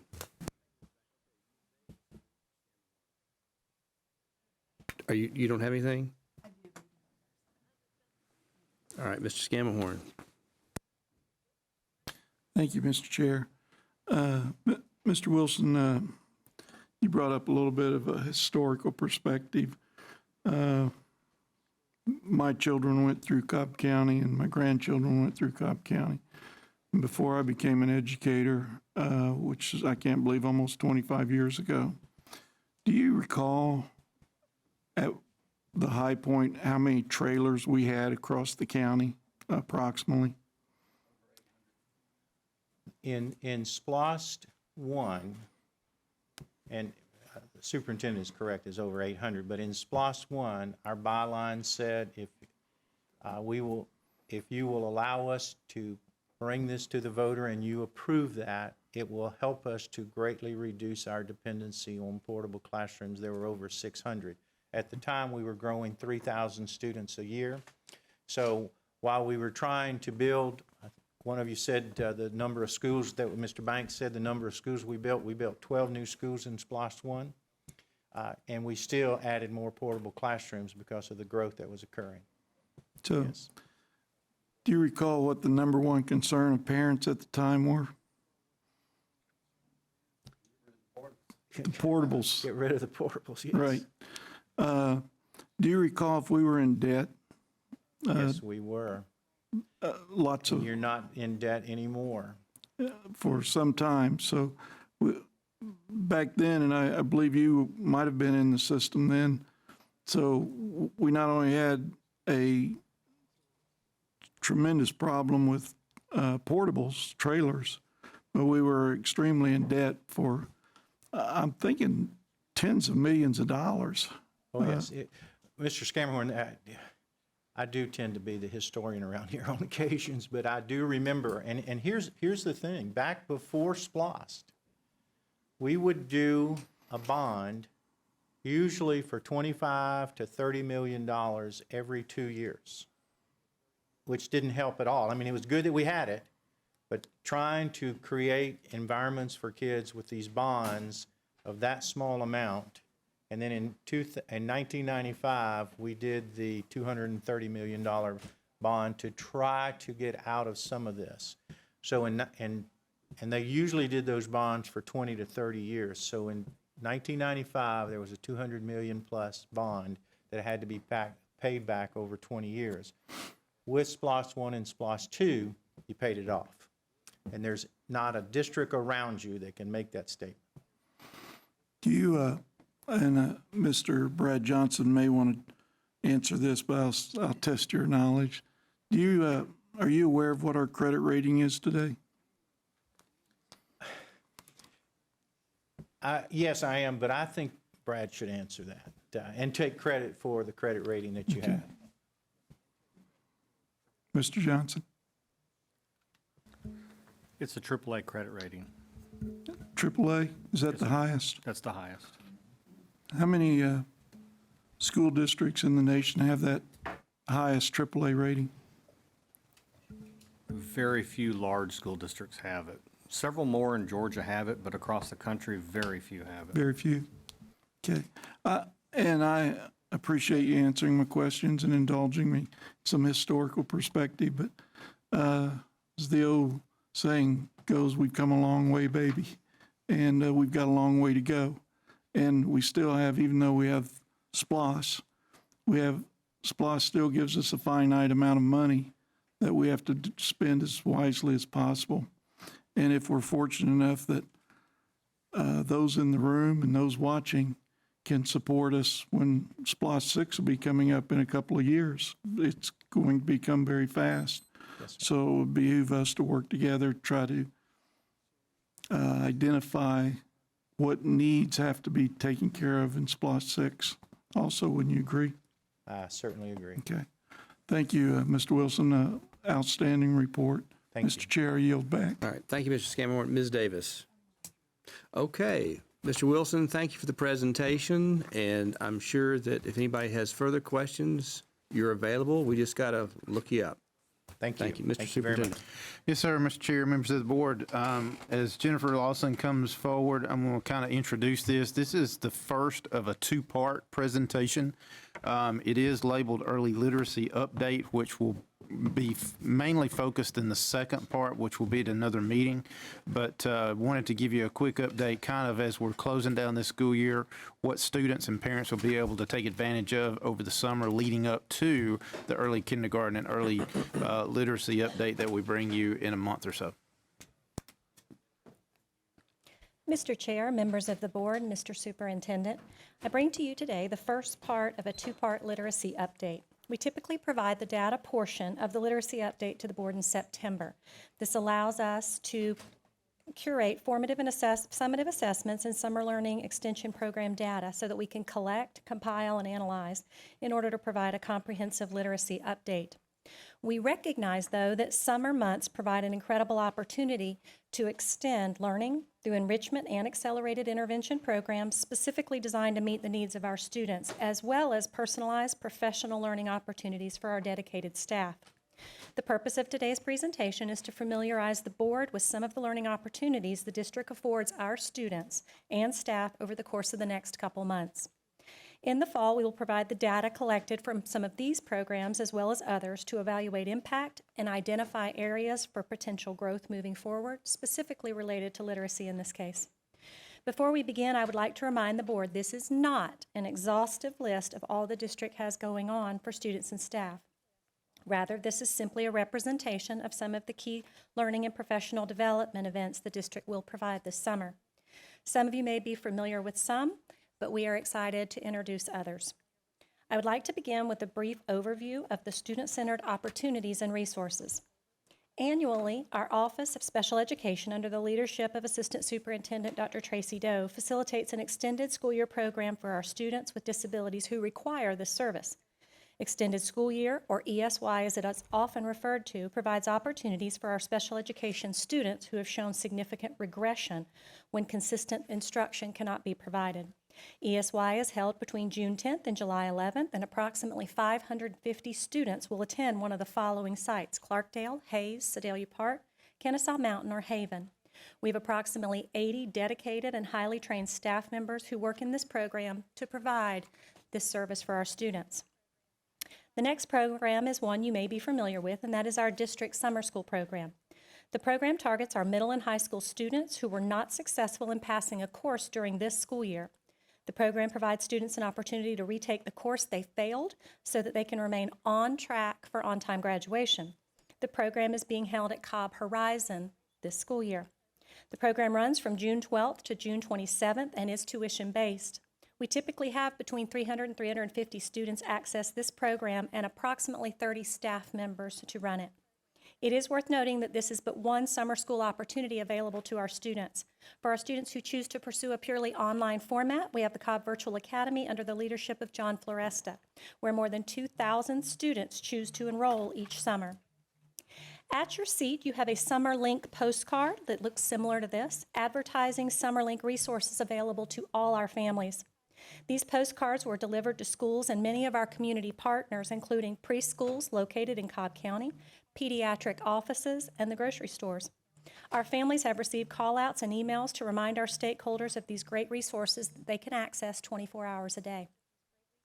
The resources provided are primarily English language arts and math. It is worth noting that special education resources have been added to support our families with students with disabilities.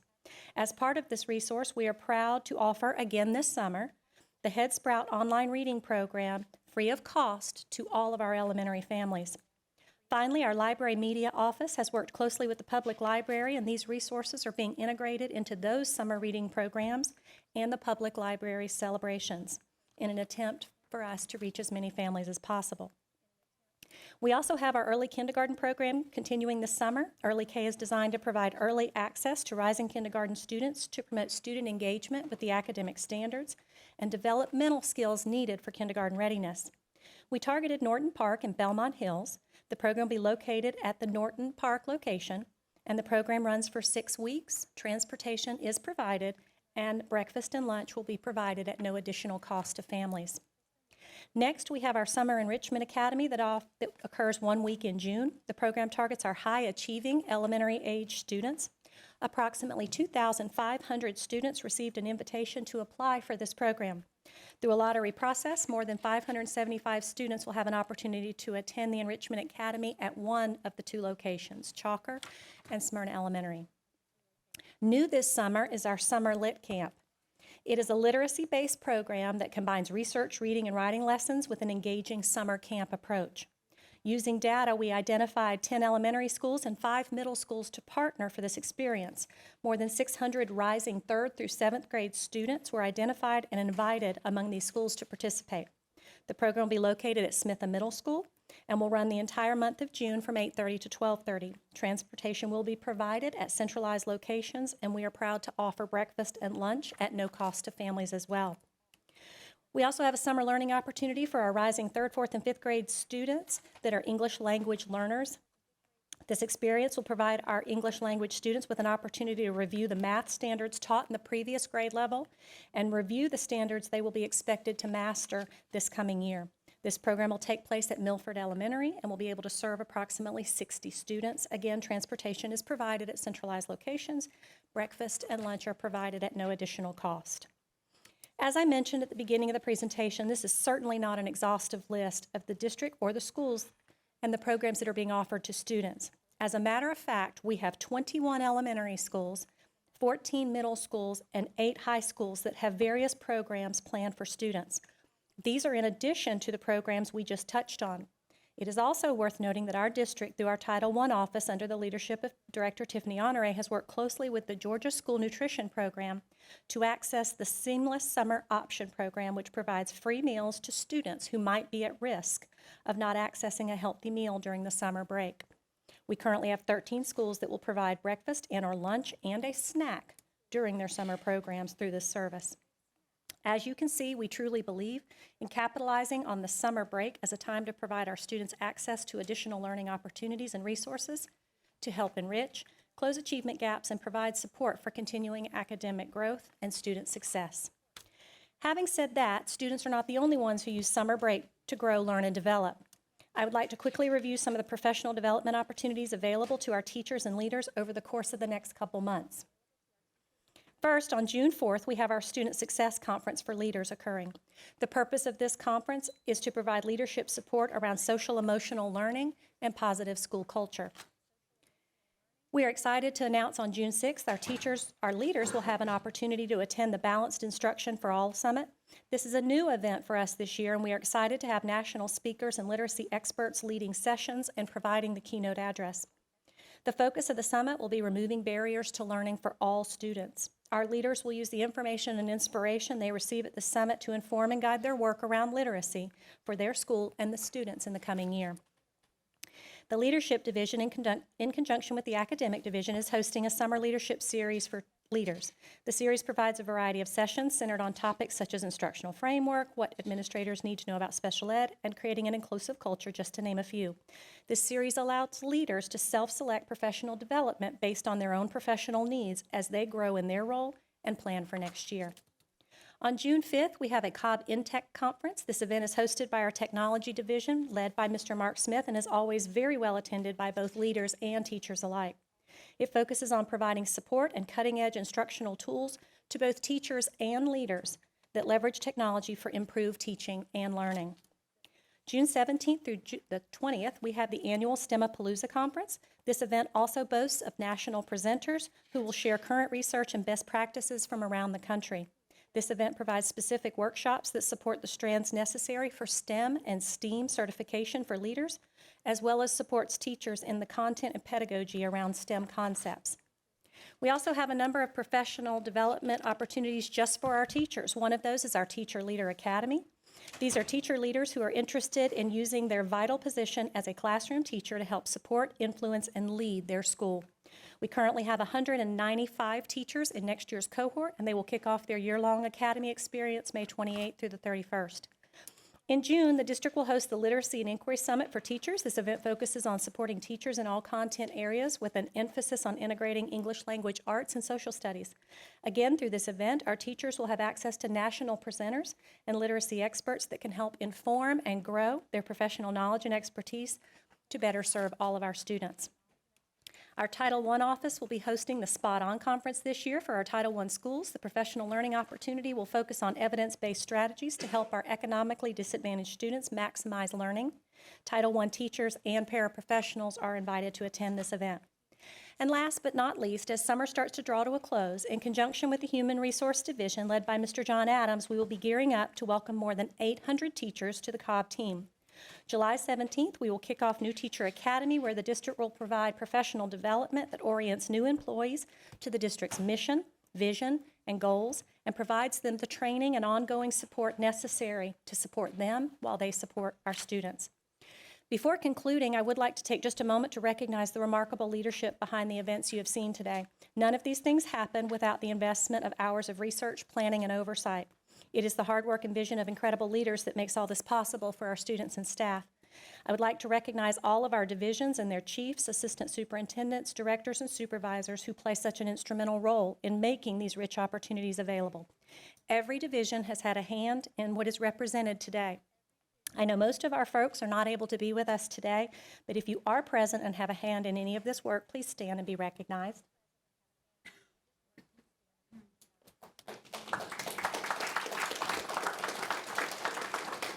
At this time, this concludes my presentation, Mr. Superintendent.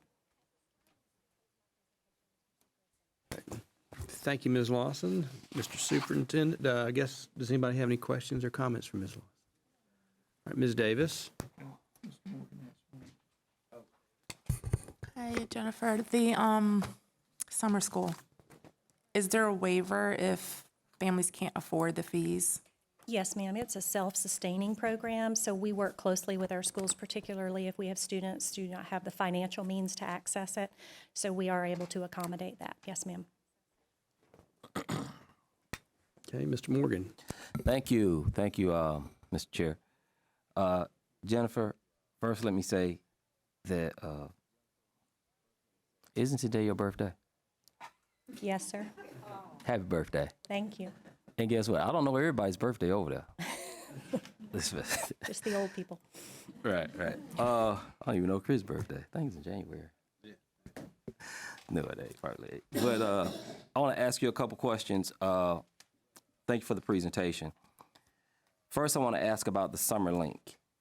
I think this is year 3, if I'm not mistaken, us doing the Summer Link. Going into the third summer, yes, sir. Yes. I know the last time you gave a presentation, you provided information in terms of its growth and additional dimension, so to speak. One, what is that growth? And two, are there any additional, I see the one additional dimension is special ed.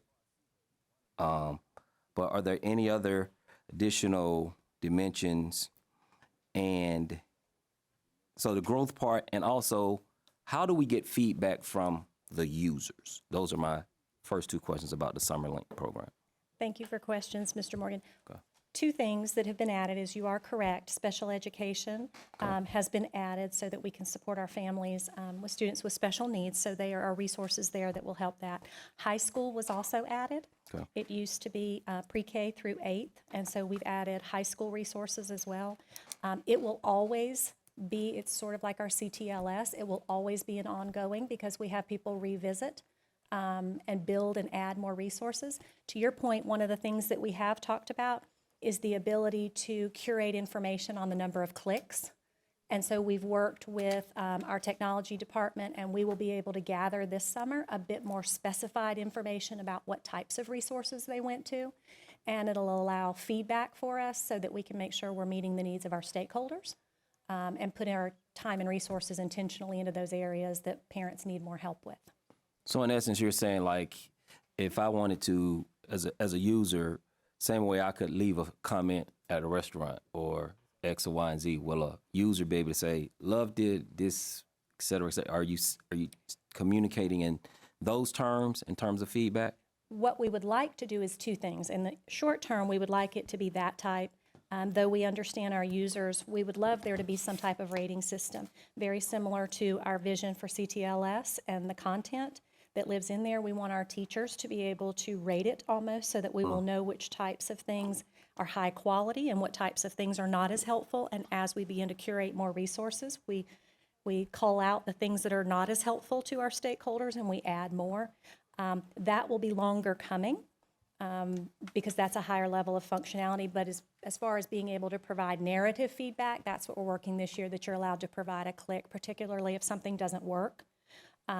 We have Head Sprout is now available, and parents can purchase that on their own, but we've been able to secure subscriptions to that for every elementary school student. And so we want them to be able to reach out to us if for some reason the instructions and all of that, as you can see, we have them both in Spanish and in English. But if they run into snags, we want them to have somebody to contact at the district so we can help and assist any way we can. You said call out, email, and did I miss one? Does this go home in the book bag? We've delivered these to schools.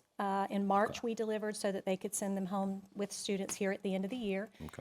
Yes, our Blackboard system does allow emails and call-outs. At your grocery store, you may have seen there are 6 or 8 foot banners that we've delivered to every single school. It's a standalone banner, as well as some of our community partnerships so that we're constantly reminding parents of what resource is available.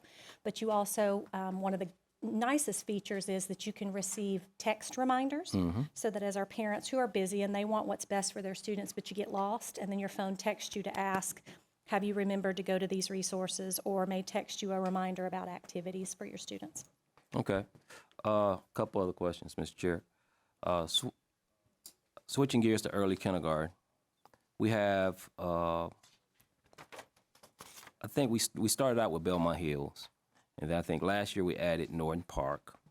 And so the question I have is, will the follow-up report, is this the time of year that we normally get the data output? No, sir, we do that in the fall. Part 2? Yeah, that's what I was saying, the part 2 of the presentation. Okay, that. Secondly, how many students did we have enrolled last year when we added Norton Park? And is that trajectory going up? And thirdly, are there plans to expand the program to other venues? And those are great questions. Some of the information that may be helpful to you is the very first year we did it at Belmont. Right. And it was made available to any rising kindergartner. And at the time, they had 3 kindergarten classes. So you would have expected somewhere in the range of about 60 students who it was made available to. We, in all honesty, had to work very, very hard. All students that were registered early were obviously parents were communicated with at school. Community agencies and went out. We were only able to get 1 class full of students. You know, there is still the barrier of it's summer, and parents think to some degree it's still optional and don't see as much value as we would hope. So the next year we added Norton Park in a centralized location so that we could offer it to more students and not have to incur additional expenses at every school, particularly when you don't have enough students sometimes for 1 class, or you might have too many for 1 and not enough for 2. And so last year we learned Belmont stayed at Belmont and Norton Park was provided transportation over to Belmont. We only had approximately 10 or 12 kids from Norton Park. So again, one of the things that we've been out, our early learning supervisor, Dr. Ashley Kennedy, has been out beating the bushes with our pre-K centers, some of our churches, any place where she could find some children to make sure that our communities know what's available. And so I am proud to say we're moving it to Norton, and Belmont's coming to Norton this year. And now that it's the third year for Belmont, we're hoping to be able to determine if it's beginning to acclimate in the community. And so they just start going. So for example, we have over 50 kids right this minute registered, which is a huge number as opposed to 20 the first year, about 30 the next year, and now we're up to 50. And we just had a meeting earlier in the week about being able to add another teacher. And when you do have a centralized location, you're cutting down on some of the overhead expenses. So adding another teacher isn't so problematic, and we want to be able to accommodate any kid. So those are the things we're looking at, in addition to the long-term effect of what these students do through the end of kindergarten, first grade, second grade, and how they compare to students who have not had pre-K at all. So yes, sir, there are plans to continue to use data to drive decisions related to that and make determinations. Okay. Summer Enrichment Academy, just going through, I jotted down questions. Is this the first year of this, or how long have we been doing this? And the second part of that, is there something similar for middle school and high school? Actually, this is the 5th year that we have done the Summer Enrichment Academy, and it's been very well received. Okay. We, as a district, haven't targeted particularly high achieving for middle and high school. Again, there's an opportunity there as we look to the future. But that's what you're seeing when I said 21 of our elementaries, 14 of our middle schools, and 8 of our high schools provide their own. Some of those are STEM camps, some of those are enrichment camps, some of those are accelerated intervention. Some of them are just transitioning, 5th to 6th or 8th to 9th. So we don't have a specific program like this for middle and high. Gotcha. Okay. Thing that I'm most excited about in listening to your presentation is the summer lit camp. Okay.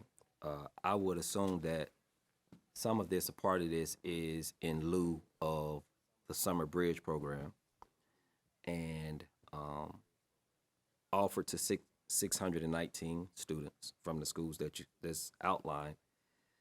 In terms of identification, is this we want to get students across the spectrum, remedial, middle, high, kids who are on the precipice, like they could go either way? Is there an intentionality around that? So those are my two questions. Is this kind of in lieu of the summer bridge program? And secondly, how are we identifying the potential participants? To answer your question, yes, sir, it is. We reimagined the funds that we had for Summer Bridge, which could have been used for anything. It could have been used for enrichment. It could have been used for remediation. Those of you that are not familiar, schools submitted a grant proposal for what they wanted to do. We also have a very hard time determining the impact and return on investment, because sometimes they would be 3-day programs, sometimes it would be a week. So we really felt like we took some data looking at milestone scores for ELA, looking at Lexile levels, looking at student attendance rate. We identified where we had students that really, without this intervention for the month of June, the summer slide is to be expected for all students to some degree. Most of the time we hope that within the first couple weeks of school they're back on track, but these students were already showing indicators that they were behind. So coming for a month in June, the intention is to close the achievement gap. Scholastic has been a partner with us in this. The teachers who will be participating, who have volunteered, I can't remember off the top of my head, but we had like 60 teachers in the first week or so that we opened this up. Will receive some pretty intensive professional learning, and we will leverage some of the same resources the students have seen Read 180, System 44, so that there's a smooth transition process for the fall as well. But that's why in the fall we'll be able to come back and look at some of the impact this has had, because we'll now have students who have had the same experience versus in the Summer Bridge model. Students were having very different experiences. That's how it was set up to be. This, we will know how long they were there. We'll have attendance records. We'll know exactly what they had instructionally and be able to determine correlation a bit better. Well, and final comment, Mr. Chair, before I yield, we've been around each other long enough. Exactly what I was going to say, because one of my favorite quotes is that programs should not be judged by their intention. They should be judged by their results. So it's good to know that there is a built-in mechanism to see we're going beyond participation, but we're also looking at outcomes and what other metrics we might be able to derive about how these students and scholars are being impacted by this summer lit. Appreciate the time. All right, thank you, Mr. Morgan. Dr. Howard. Thank you, Ms. Lawson. I just wanted to just to share how excited I am, and I want the superintendent to know that I appreciate the vision and I appreciate the intentionality into making sure that we have a variety of programs, not only for students, but for educators, for students at a variety of kind of places in their development and in their learning. I mean, just going through this packet and being that this is a sample, this is a slice of the pie, it gets me incredibly excited about the whole pie. And I can tell you that the public needs to know more about this, and I'm just sharing this publicly that I want to do what I can to share this with the world. And any way that we can kind of make these programs just easily shareable, especially through the use of social media, I think it's good for parents who don't even have kids in the system yet to know that Cobb County is thinking innovatively, we're thinking strategically, with foresight, and before your kids even get here, we have plans. And no matter if your child has special needs, if your child is an accelerated learner, if your child is kind of lagging behind, we have options, and we have professionals working throughout the year. And so I just wanted to thank you for your leadership, and thank you and your entire team who stood up earlier. We really appreciate it, and I just wanted you to know that. Thank you. Thank you. Thank you, Dr. Howard. Mr. Banks. Thank you, Mr. Chairman. I can go back to the beginning of the bridge programs, which Mr. Morgan was very much involved with, and the literacy programs that we implemented several years ago. And look where we are today. I mean, it's about 3 or 4 times what we started out with about 4 or 5 years ago. So things are progressing. And I'm sure there's some future things that you're going to bring to the superintendent that we need to be doing. However, a lot of our high schools have academies. Are they still in effect, or are they included in this? Well, it depends. There are academies that run throughout the year, of course, and then there are those that have summer academies. Nothing that we shared with you today precludes them from being able to offer their summer academies, if that's what they're referring to. Right, that's what I'm, Okay. the Yes, summer, sir. there's a lot of students that take courses during the summer. Of course, they have to pay for it and have to get there on their own, but those are still available. They're not excluded anymore, or Correct. not excluded by No, these sir. programs. I want to go back to this page right here, which is the summer professional learning leaders and teachers. It's talking about STEM. Now, you got 3 individuals down there that are going to be instructors. Now, you probably know what neuroscience of deeper learning means, and differentiated instruction on augmented reality. Can you explain how that integrates into our STEM programs for our teachers? Well, the neuroscience of deeper learning is that we are learning a lot. We know so much more about brain research than we did. It is certainly a much newer field than the field of education, but we are now leveraging the science of the brain to understand the science of literacy, for example. It is always going to be that teaching is an art by the relationships that they cultivate with students, but there's actually a science behind how we stimulate and activate the brain. And so we are trying to bring more of that opportunity to our students. Obviously, differentiated instruction means how do you have a classroom full of students and recognize that they have diverse needs academically or developmentally or emotionally, and how do you have that going on at one time? And then augmented reality is similar to what you would see when you see the glasses that someone wears. And for instance, we've got some resources where students are able to put on a special type of glass, and they're able to see the heartbeat and they're able to feel it in a pen. And so it's virtual reality that just brings learning to life for students. And that's what our students are asking us for now through student engagement. It's no more pencil and paper as much as it is leveraging the technology resources that is so engaging to them. As you know, I've been very strong proponent of virtual reality. you have any idea how many schools are actually utilizing virtual reality now? You know, Mr. Banks, I don't, because I don't know what their local funds they may have used. That's not something that requires approval from us, so I couldn't tell you off the top of my head. I know, for instance, like Mountain View bought 30 classes of their own, which has the attachment module for the virtual reality rather than having what we originally started out with YouTube. Have we gotten away from YouTube altogether, or are we still using YouTube?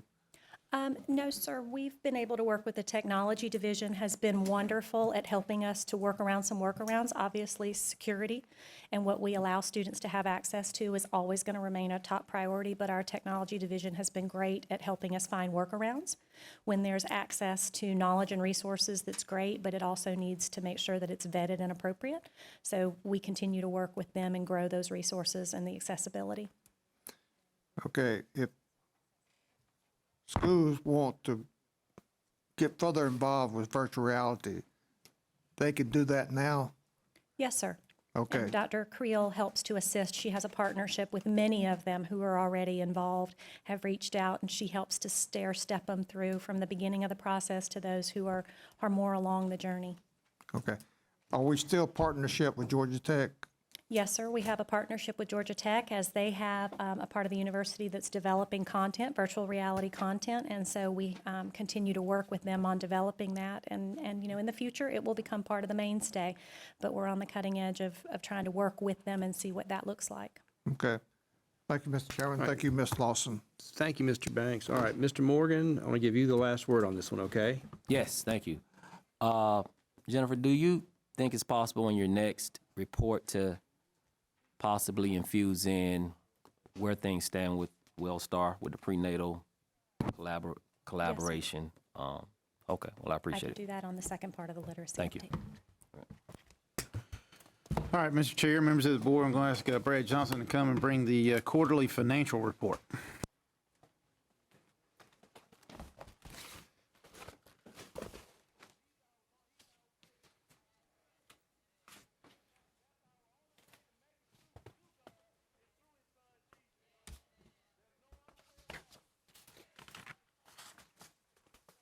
Good afternoon, Board. Mr. Chair, Mr. Vice Chair, members of the Board, Mr. Superintendent, I'm presenting to you today the quarterly financial report for the third quarter of fiscal year 2019.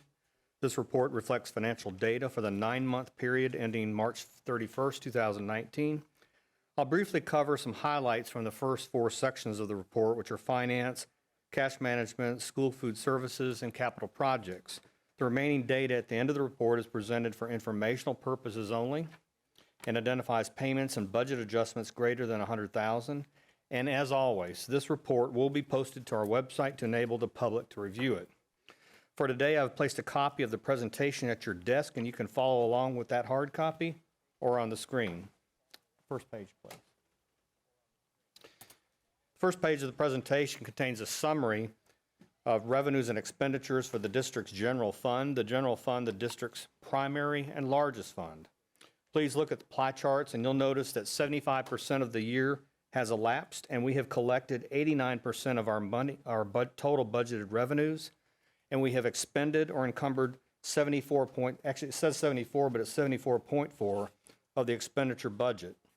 A broad review of general fund financial performance indicates that our revenue collections are slightly higher than previous years, and our expenditures for the current year continue to be tight as in our previous years. For revenue specifically, we collected 89% of our revenues through the third quarter, compared to 86% of the third quarter last year. A review of expenditures show that we spent 74.4% of the budget in the third quarter this year, compared to 74% last year. This means that our expenditure budget continues to be tight as in past several previous years, but from a percentage standpoint, our estimates are right on target, but with limited room for estimating error. As I previously stated when the board approved the budget last year, our numbers are estimated in a tight range, and we must monitor budget versus actual for revenues and expenditures very carefully as we proceed through the remainder of this fiscal year. We estimate a tight range, which we view as moderate risks, so that we can make available as much of the funding as possible in a specific fiscal year. Remember that if we're off by 1% in our estimates, that means we could be off by as much as $23 million.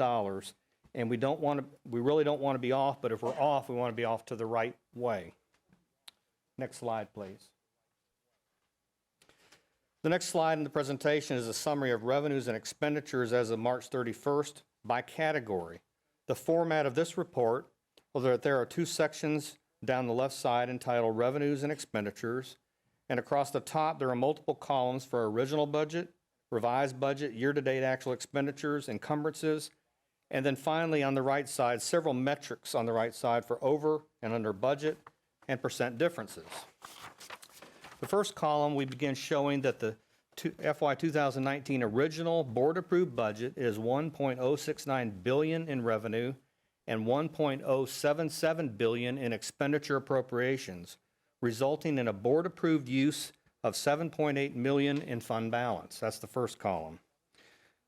Next, please look at the first category titled Revenue. We begin with the original budget of $1.069 billion in the first column, which was later revised to $1.078 billion in the second column as a result of additional property value digest growth.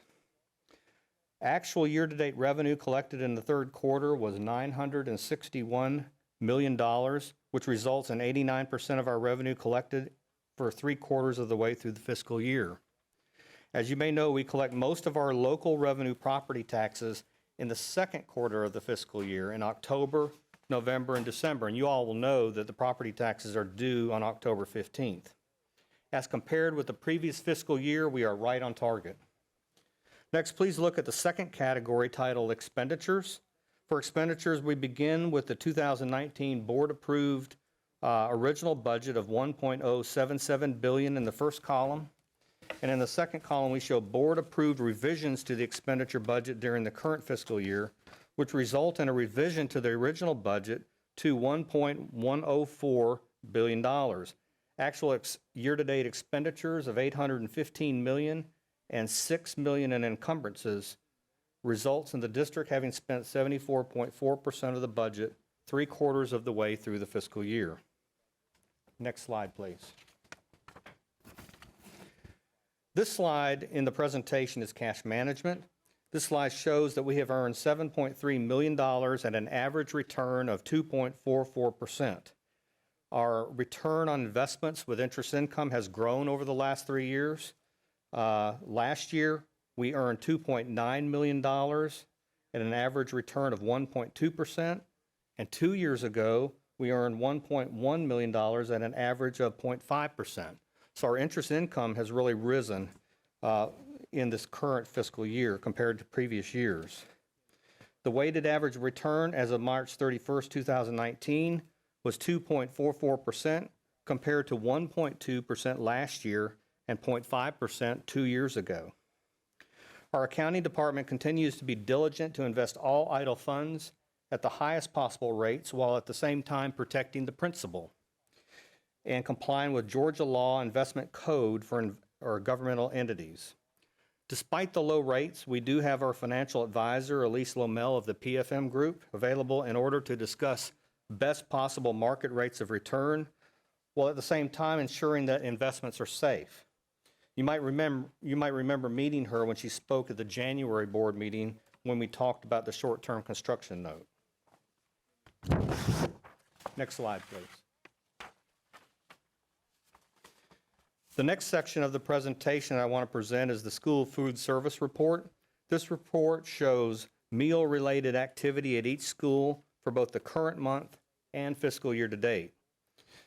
For 2019 overall in the third quarter, all combined programs show a loss of $699,000, 3/4 of the way through the current fiscal year. A breakdown of the program shows that elementary schools show a year-to-date loss of $1.7 million. Middle schools have a loss of $57,000. High schools have a profit of $210,000. And finally, the other section, which is USDA commodities and equipment purchases, a profit of $871,000. Each year, this program starts in a deficit. because July and August salaries as well as operating costs begin prior to the beginning of the student year.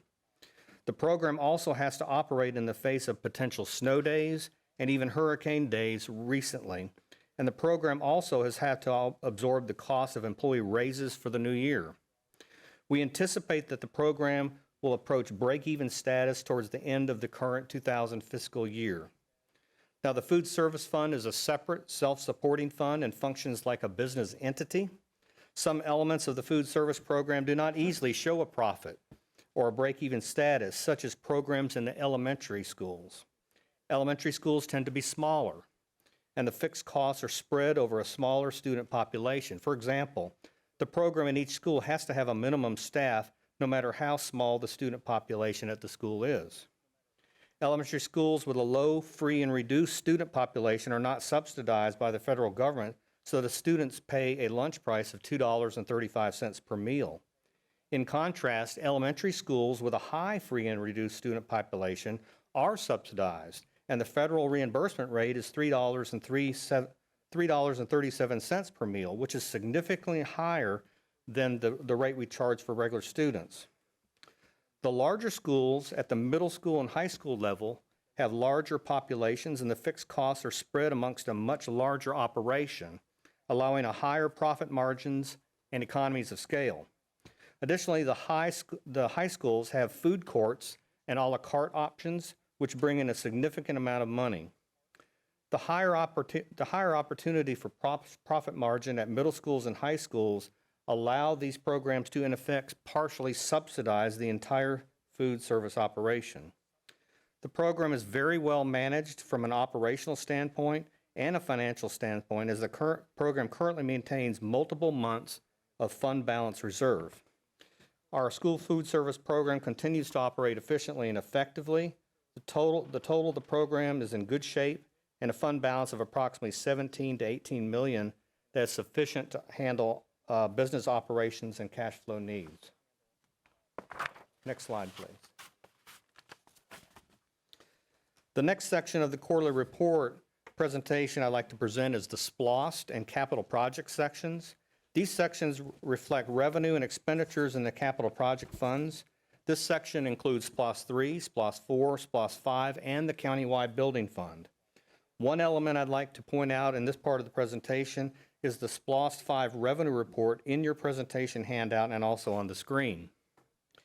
This schedule shows that actual collections for SPLOST 5 in the current calendar year in the second column are $22.2 million through the end of March, compared to collections this same time last year of $20.9 million, or an increase of 6.2% over the prior year.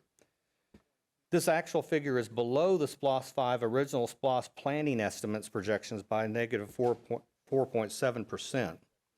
The actual 6.2% increase in SPLOST collections over the previous year reflects a steadily improving economy in calendar year 2019. Some comments about the SPLOST program that I continue to make. The district is continuing to monitor SPLOST revenues to identify trends in sales tax collections. The state of Georgia economy continues to improve, which might assist in closing this year's budget variances. Major projects such as the new Braves Stadium and the halo effect around that area will help. And it is anticipated that the district could collect dollars in state construction funding that could possibly assist in the district capital building programs. Mr. Chair, this concludes the presentation of the quarterly report for the third quarter 2019. And I can answer questions. Thank you, Mr. Johnson. Great presentation. Any questions or comments? Ms. Davis. Thank you, Brad. In our binder that we received last week, there was a page about the indirect cost revenue.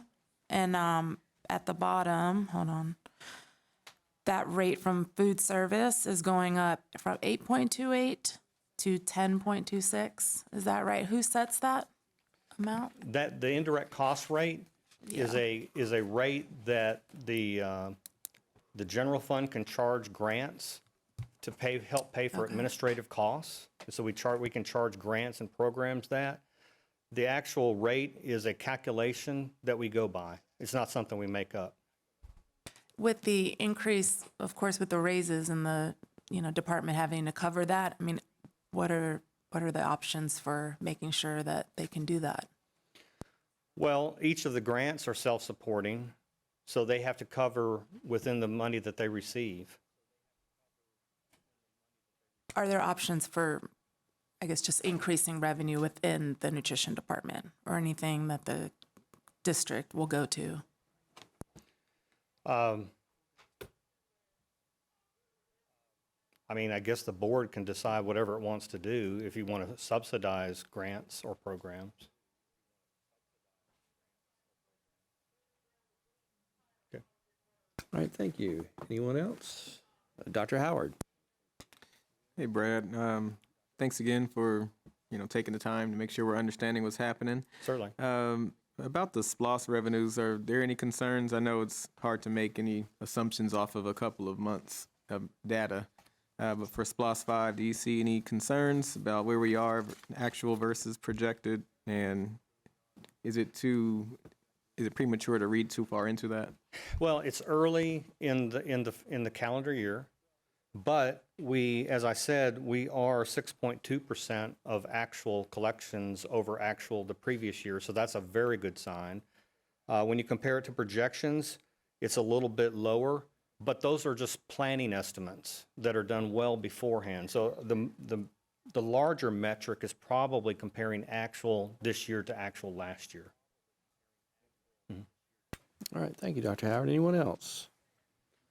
Okay, thank you, Mr. Johnson. Mr. Superintendent, we have the board agenda items. Yes, sir. Mr. Chair, members of the board, agenda item number 1 is the monthly recurring item, recommendation for authorization of school properties disposable per district administrative rule DO-R. That list has been sent to the board electronically. Be happy to answer any questions. Okay, if there's no objection, we'll put it on consent agenda. All right, next. Yes, sir. For agenda item number 2, I'm going to ask Mr. John Adams to bring this agenda item. Thank you, Mr. Superintendent, Mr. Chair, members of the board. Agenda item number 2, recommendation for approval of the Georgia Department of Education capital outlay project closeout for various schools. As you're aware, in order to receive the final payment from the state capital outlay funds allocated for the schools, and you see them listed below, the Board of Education has to provide a certificate of resolution to the Georgia DOE certifying that all the accounts for labor, materials, and services for the project's construction have been paid in full and that there are no remaining claims of anything outstanding. That will then allow the district to be reimbursed for the remaining costs of these projects, which we have not yet been reimbursed, and to close out those construction files with the DOE. So essentially, we have to send them this form saying the work is done, and then they will give us the rest of the money. So we're recommending that you adopt a certificate of resolution, have it executed by the superintendent and the board chair, and then we can submit that to the state DOE for our final payment. Obviously, at no cost to the district, and you see listed the 3 schools will receive money. The remaining balance for Cheatham Hills modification is $105,321 for LaBelle Elementary School renovations, $86,568. And Lewis Elementary School renovations, remaining balance $162,730 for a total that should be coming into the district of approximately $355,000. I'm available for any questions. All right, without objection, consent. All right, item number 3, the budget. Yes, sir. Mr. Chair, members of the board, I'm going to ask Mr. Brad Johnson to come forward. He's not going to repeat the presentation, but as he's coming, I will say, as the board asked us to look into, there is one addition that we have made, one modification that we have made, and that is in regards to the elementary allotments. We did check with surrounding districts to make sure that we're in alignment, and in fact, we're not. So we have, my proposal is to modify the budget. It's about $340,000 and change to do this, and what the change is to apply the same type of allotments to elementary, for lack of a better term, grade chairs and those kind of things that are already in place at middle and high. So they are doing similar to the same type of work, and we felt, basically the bottom line is I feel like this was the right thing to do. It was brought up, we looked at it, and again, we made sure that we were not alone, being the lone wolf, if you will, in doing something, but in fact that we do need to make a modification to catch up to do what other districts are already doing. So that being said, nothing else has been modified, but that is the one modification. Mr. Johnson.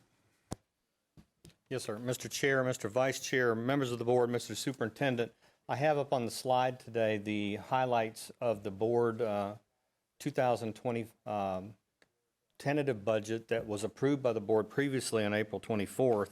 Highlights of the budget are as follows.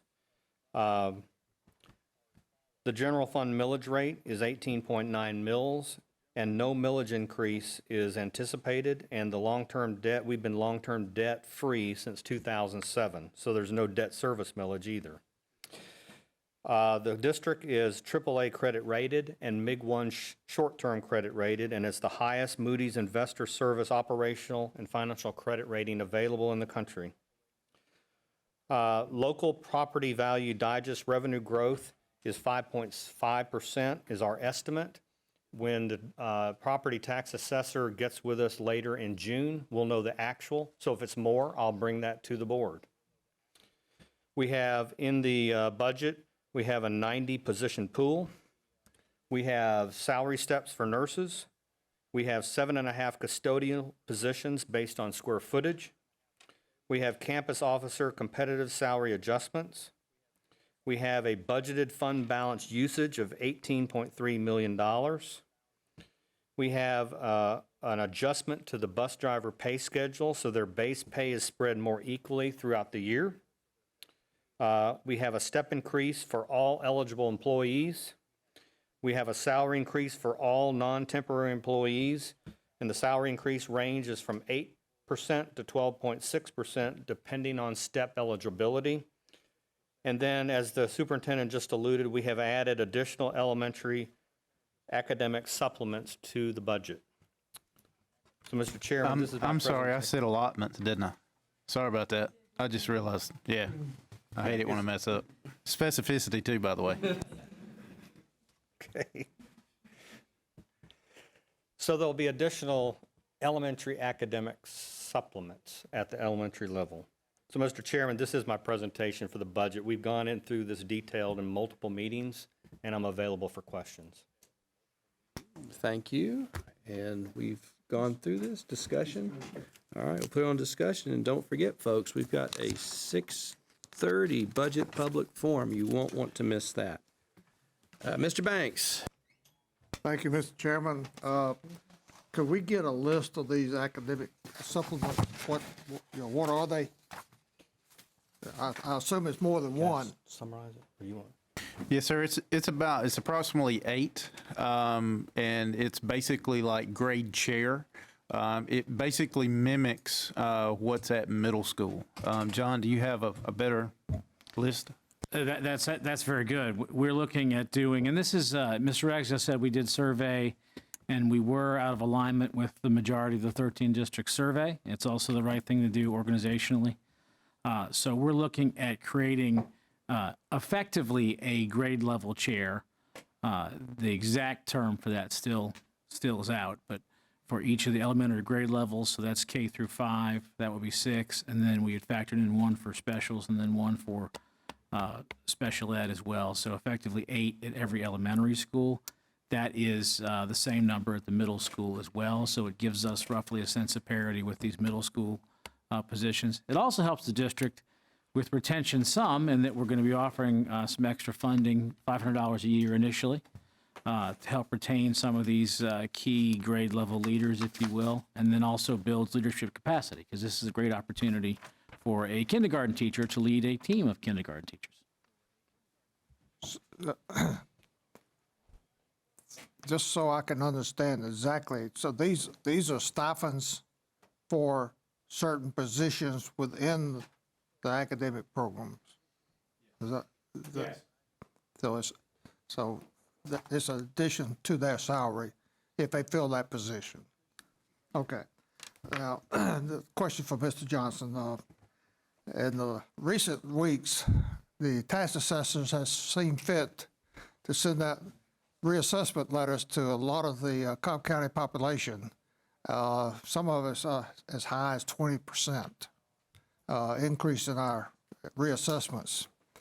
Do you have any kind of knowledge, or can you give us a projection because of what that effect is going to be on the actual revenue that's going to be received from the property taxes? Because you've got factored in 5.5, but if that's 20% holds across this county for most of the county, that's going to be a lot. It's going to be very much more significant in the amount of funds. And so recently I've heard a couple of people saying that their properties have been reassessed. The 20% figure is surprisingly high. But in contrast, my property went up 0. So I guess it just depends. Well, I was using mine. Mine went up 20%, and that's pretty I good. hit the lottery, I guess. Yeah, it seems like it goes up every year. But Mr. Banks, we go by the estimate from the property tax assessor, and they're the professionals in this area, and they have their own board, and they assess the property values, residential and commercial in Cobb. And what they gave us is an estimate, and we appreciate that estimate because a lot of counties don't do that. So we really appreciate that. But what they also do is they finalize the digest at the end of June.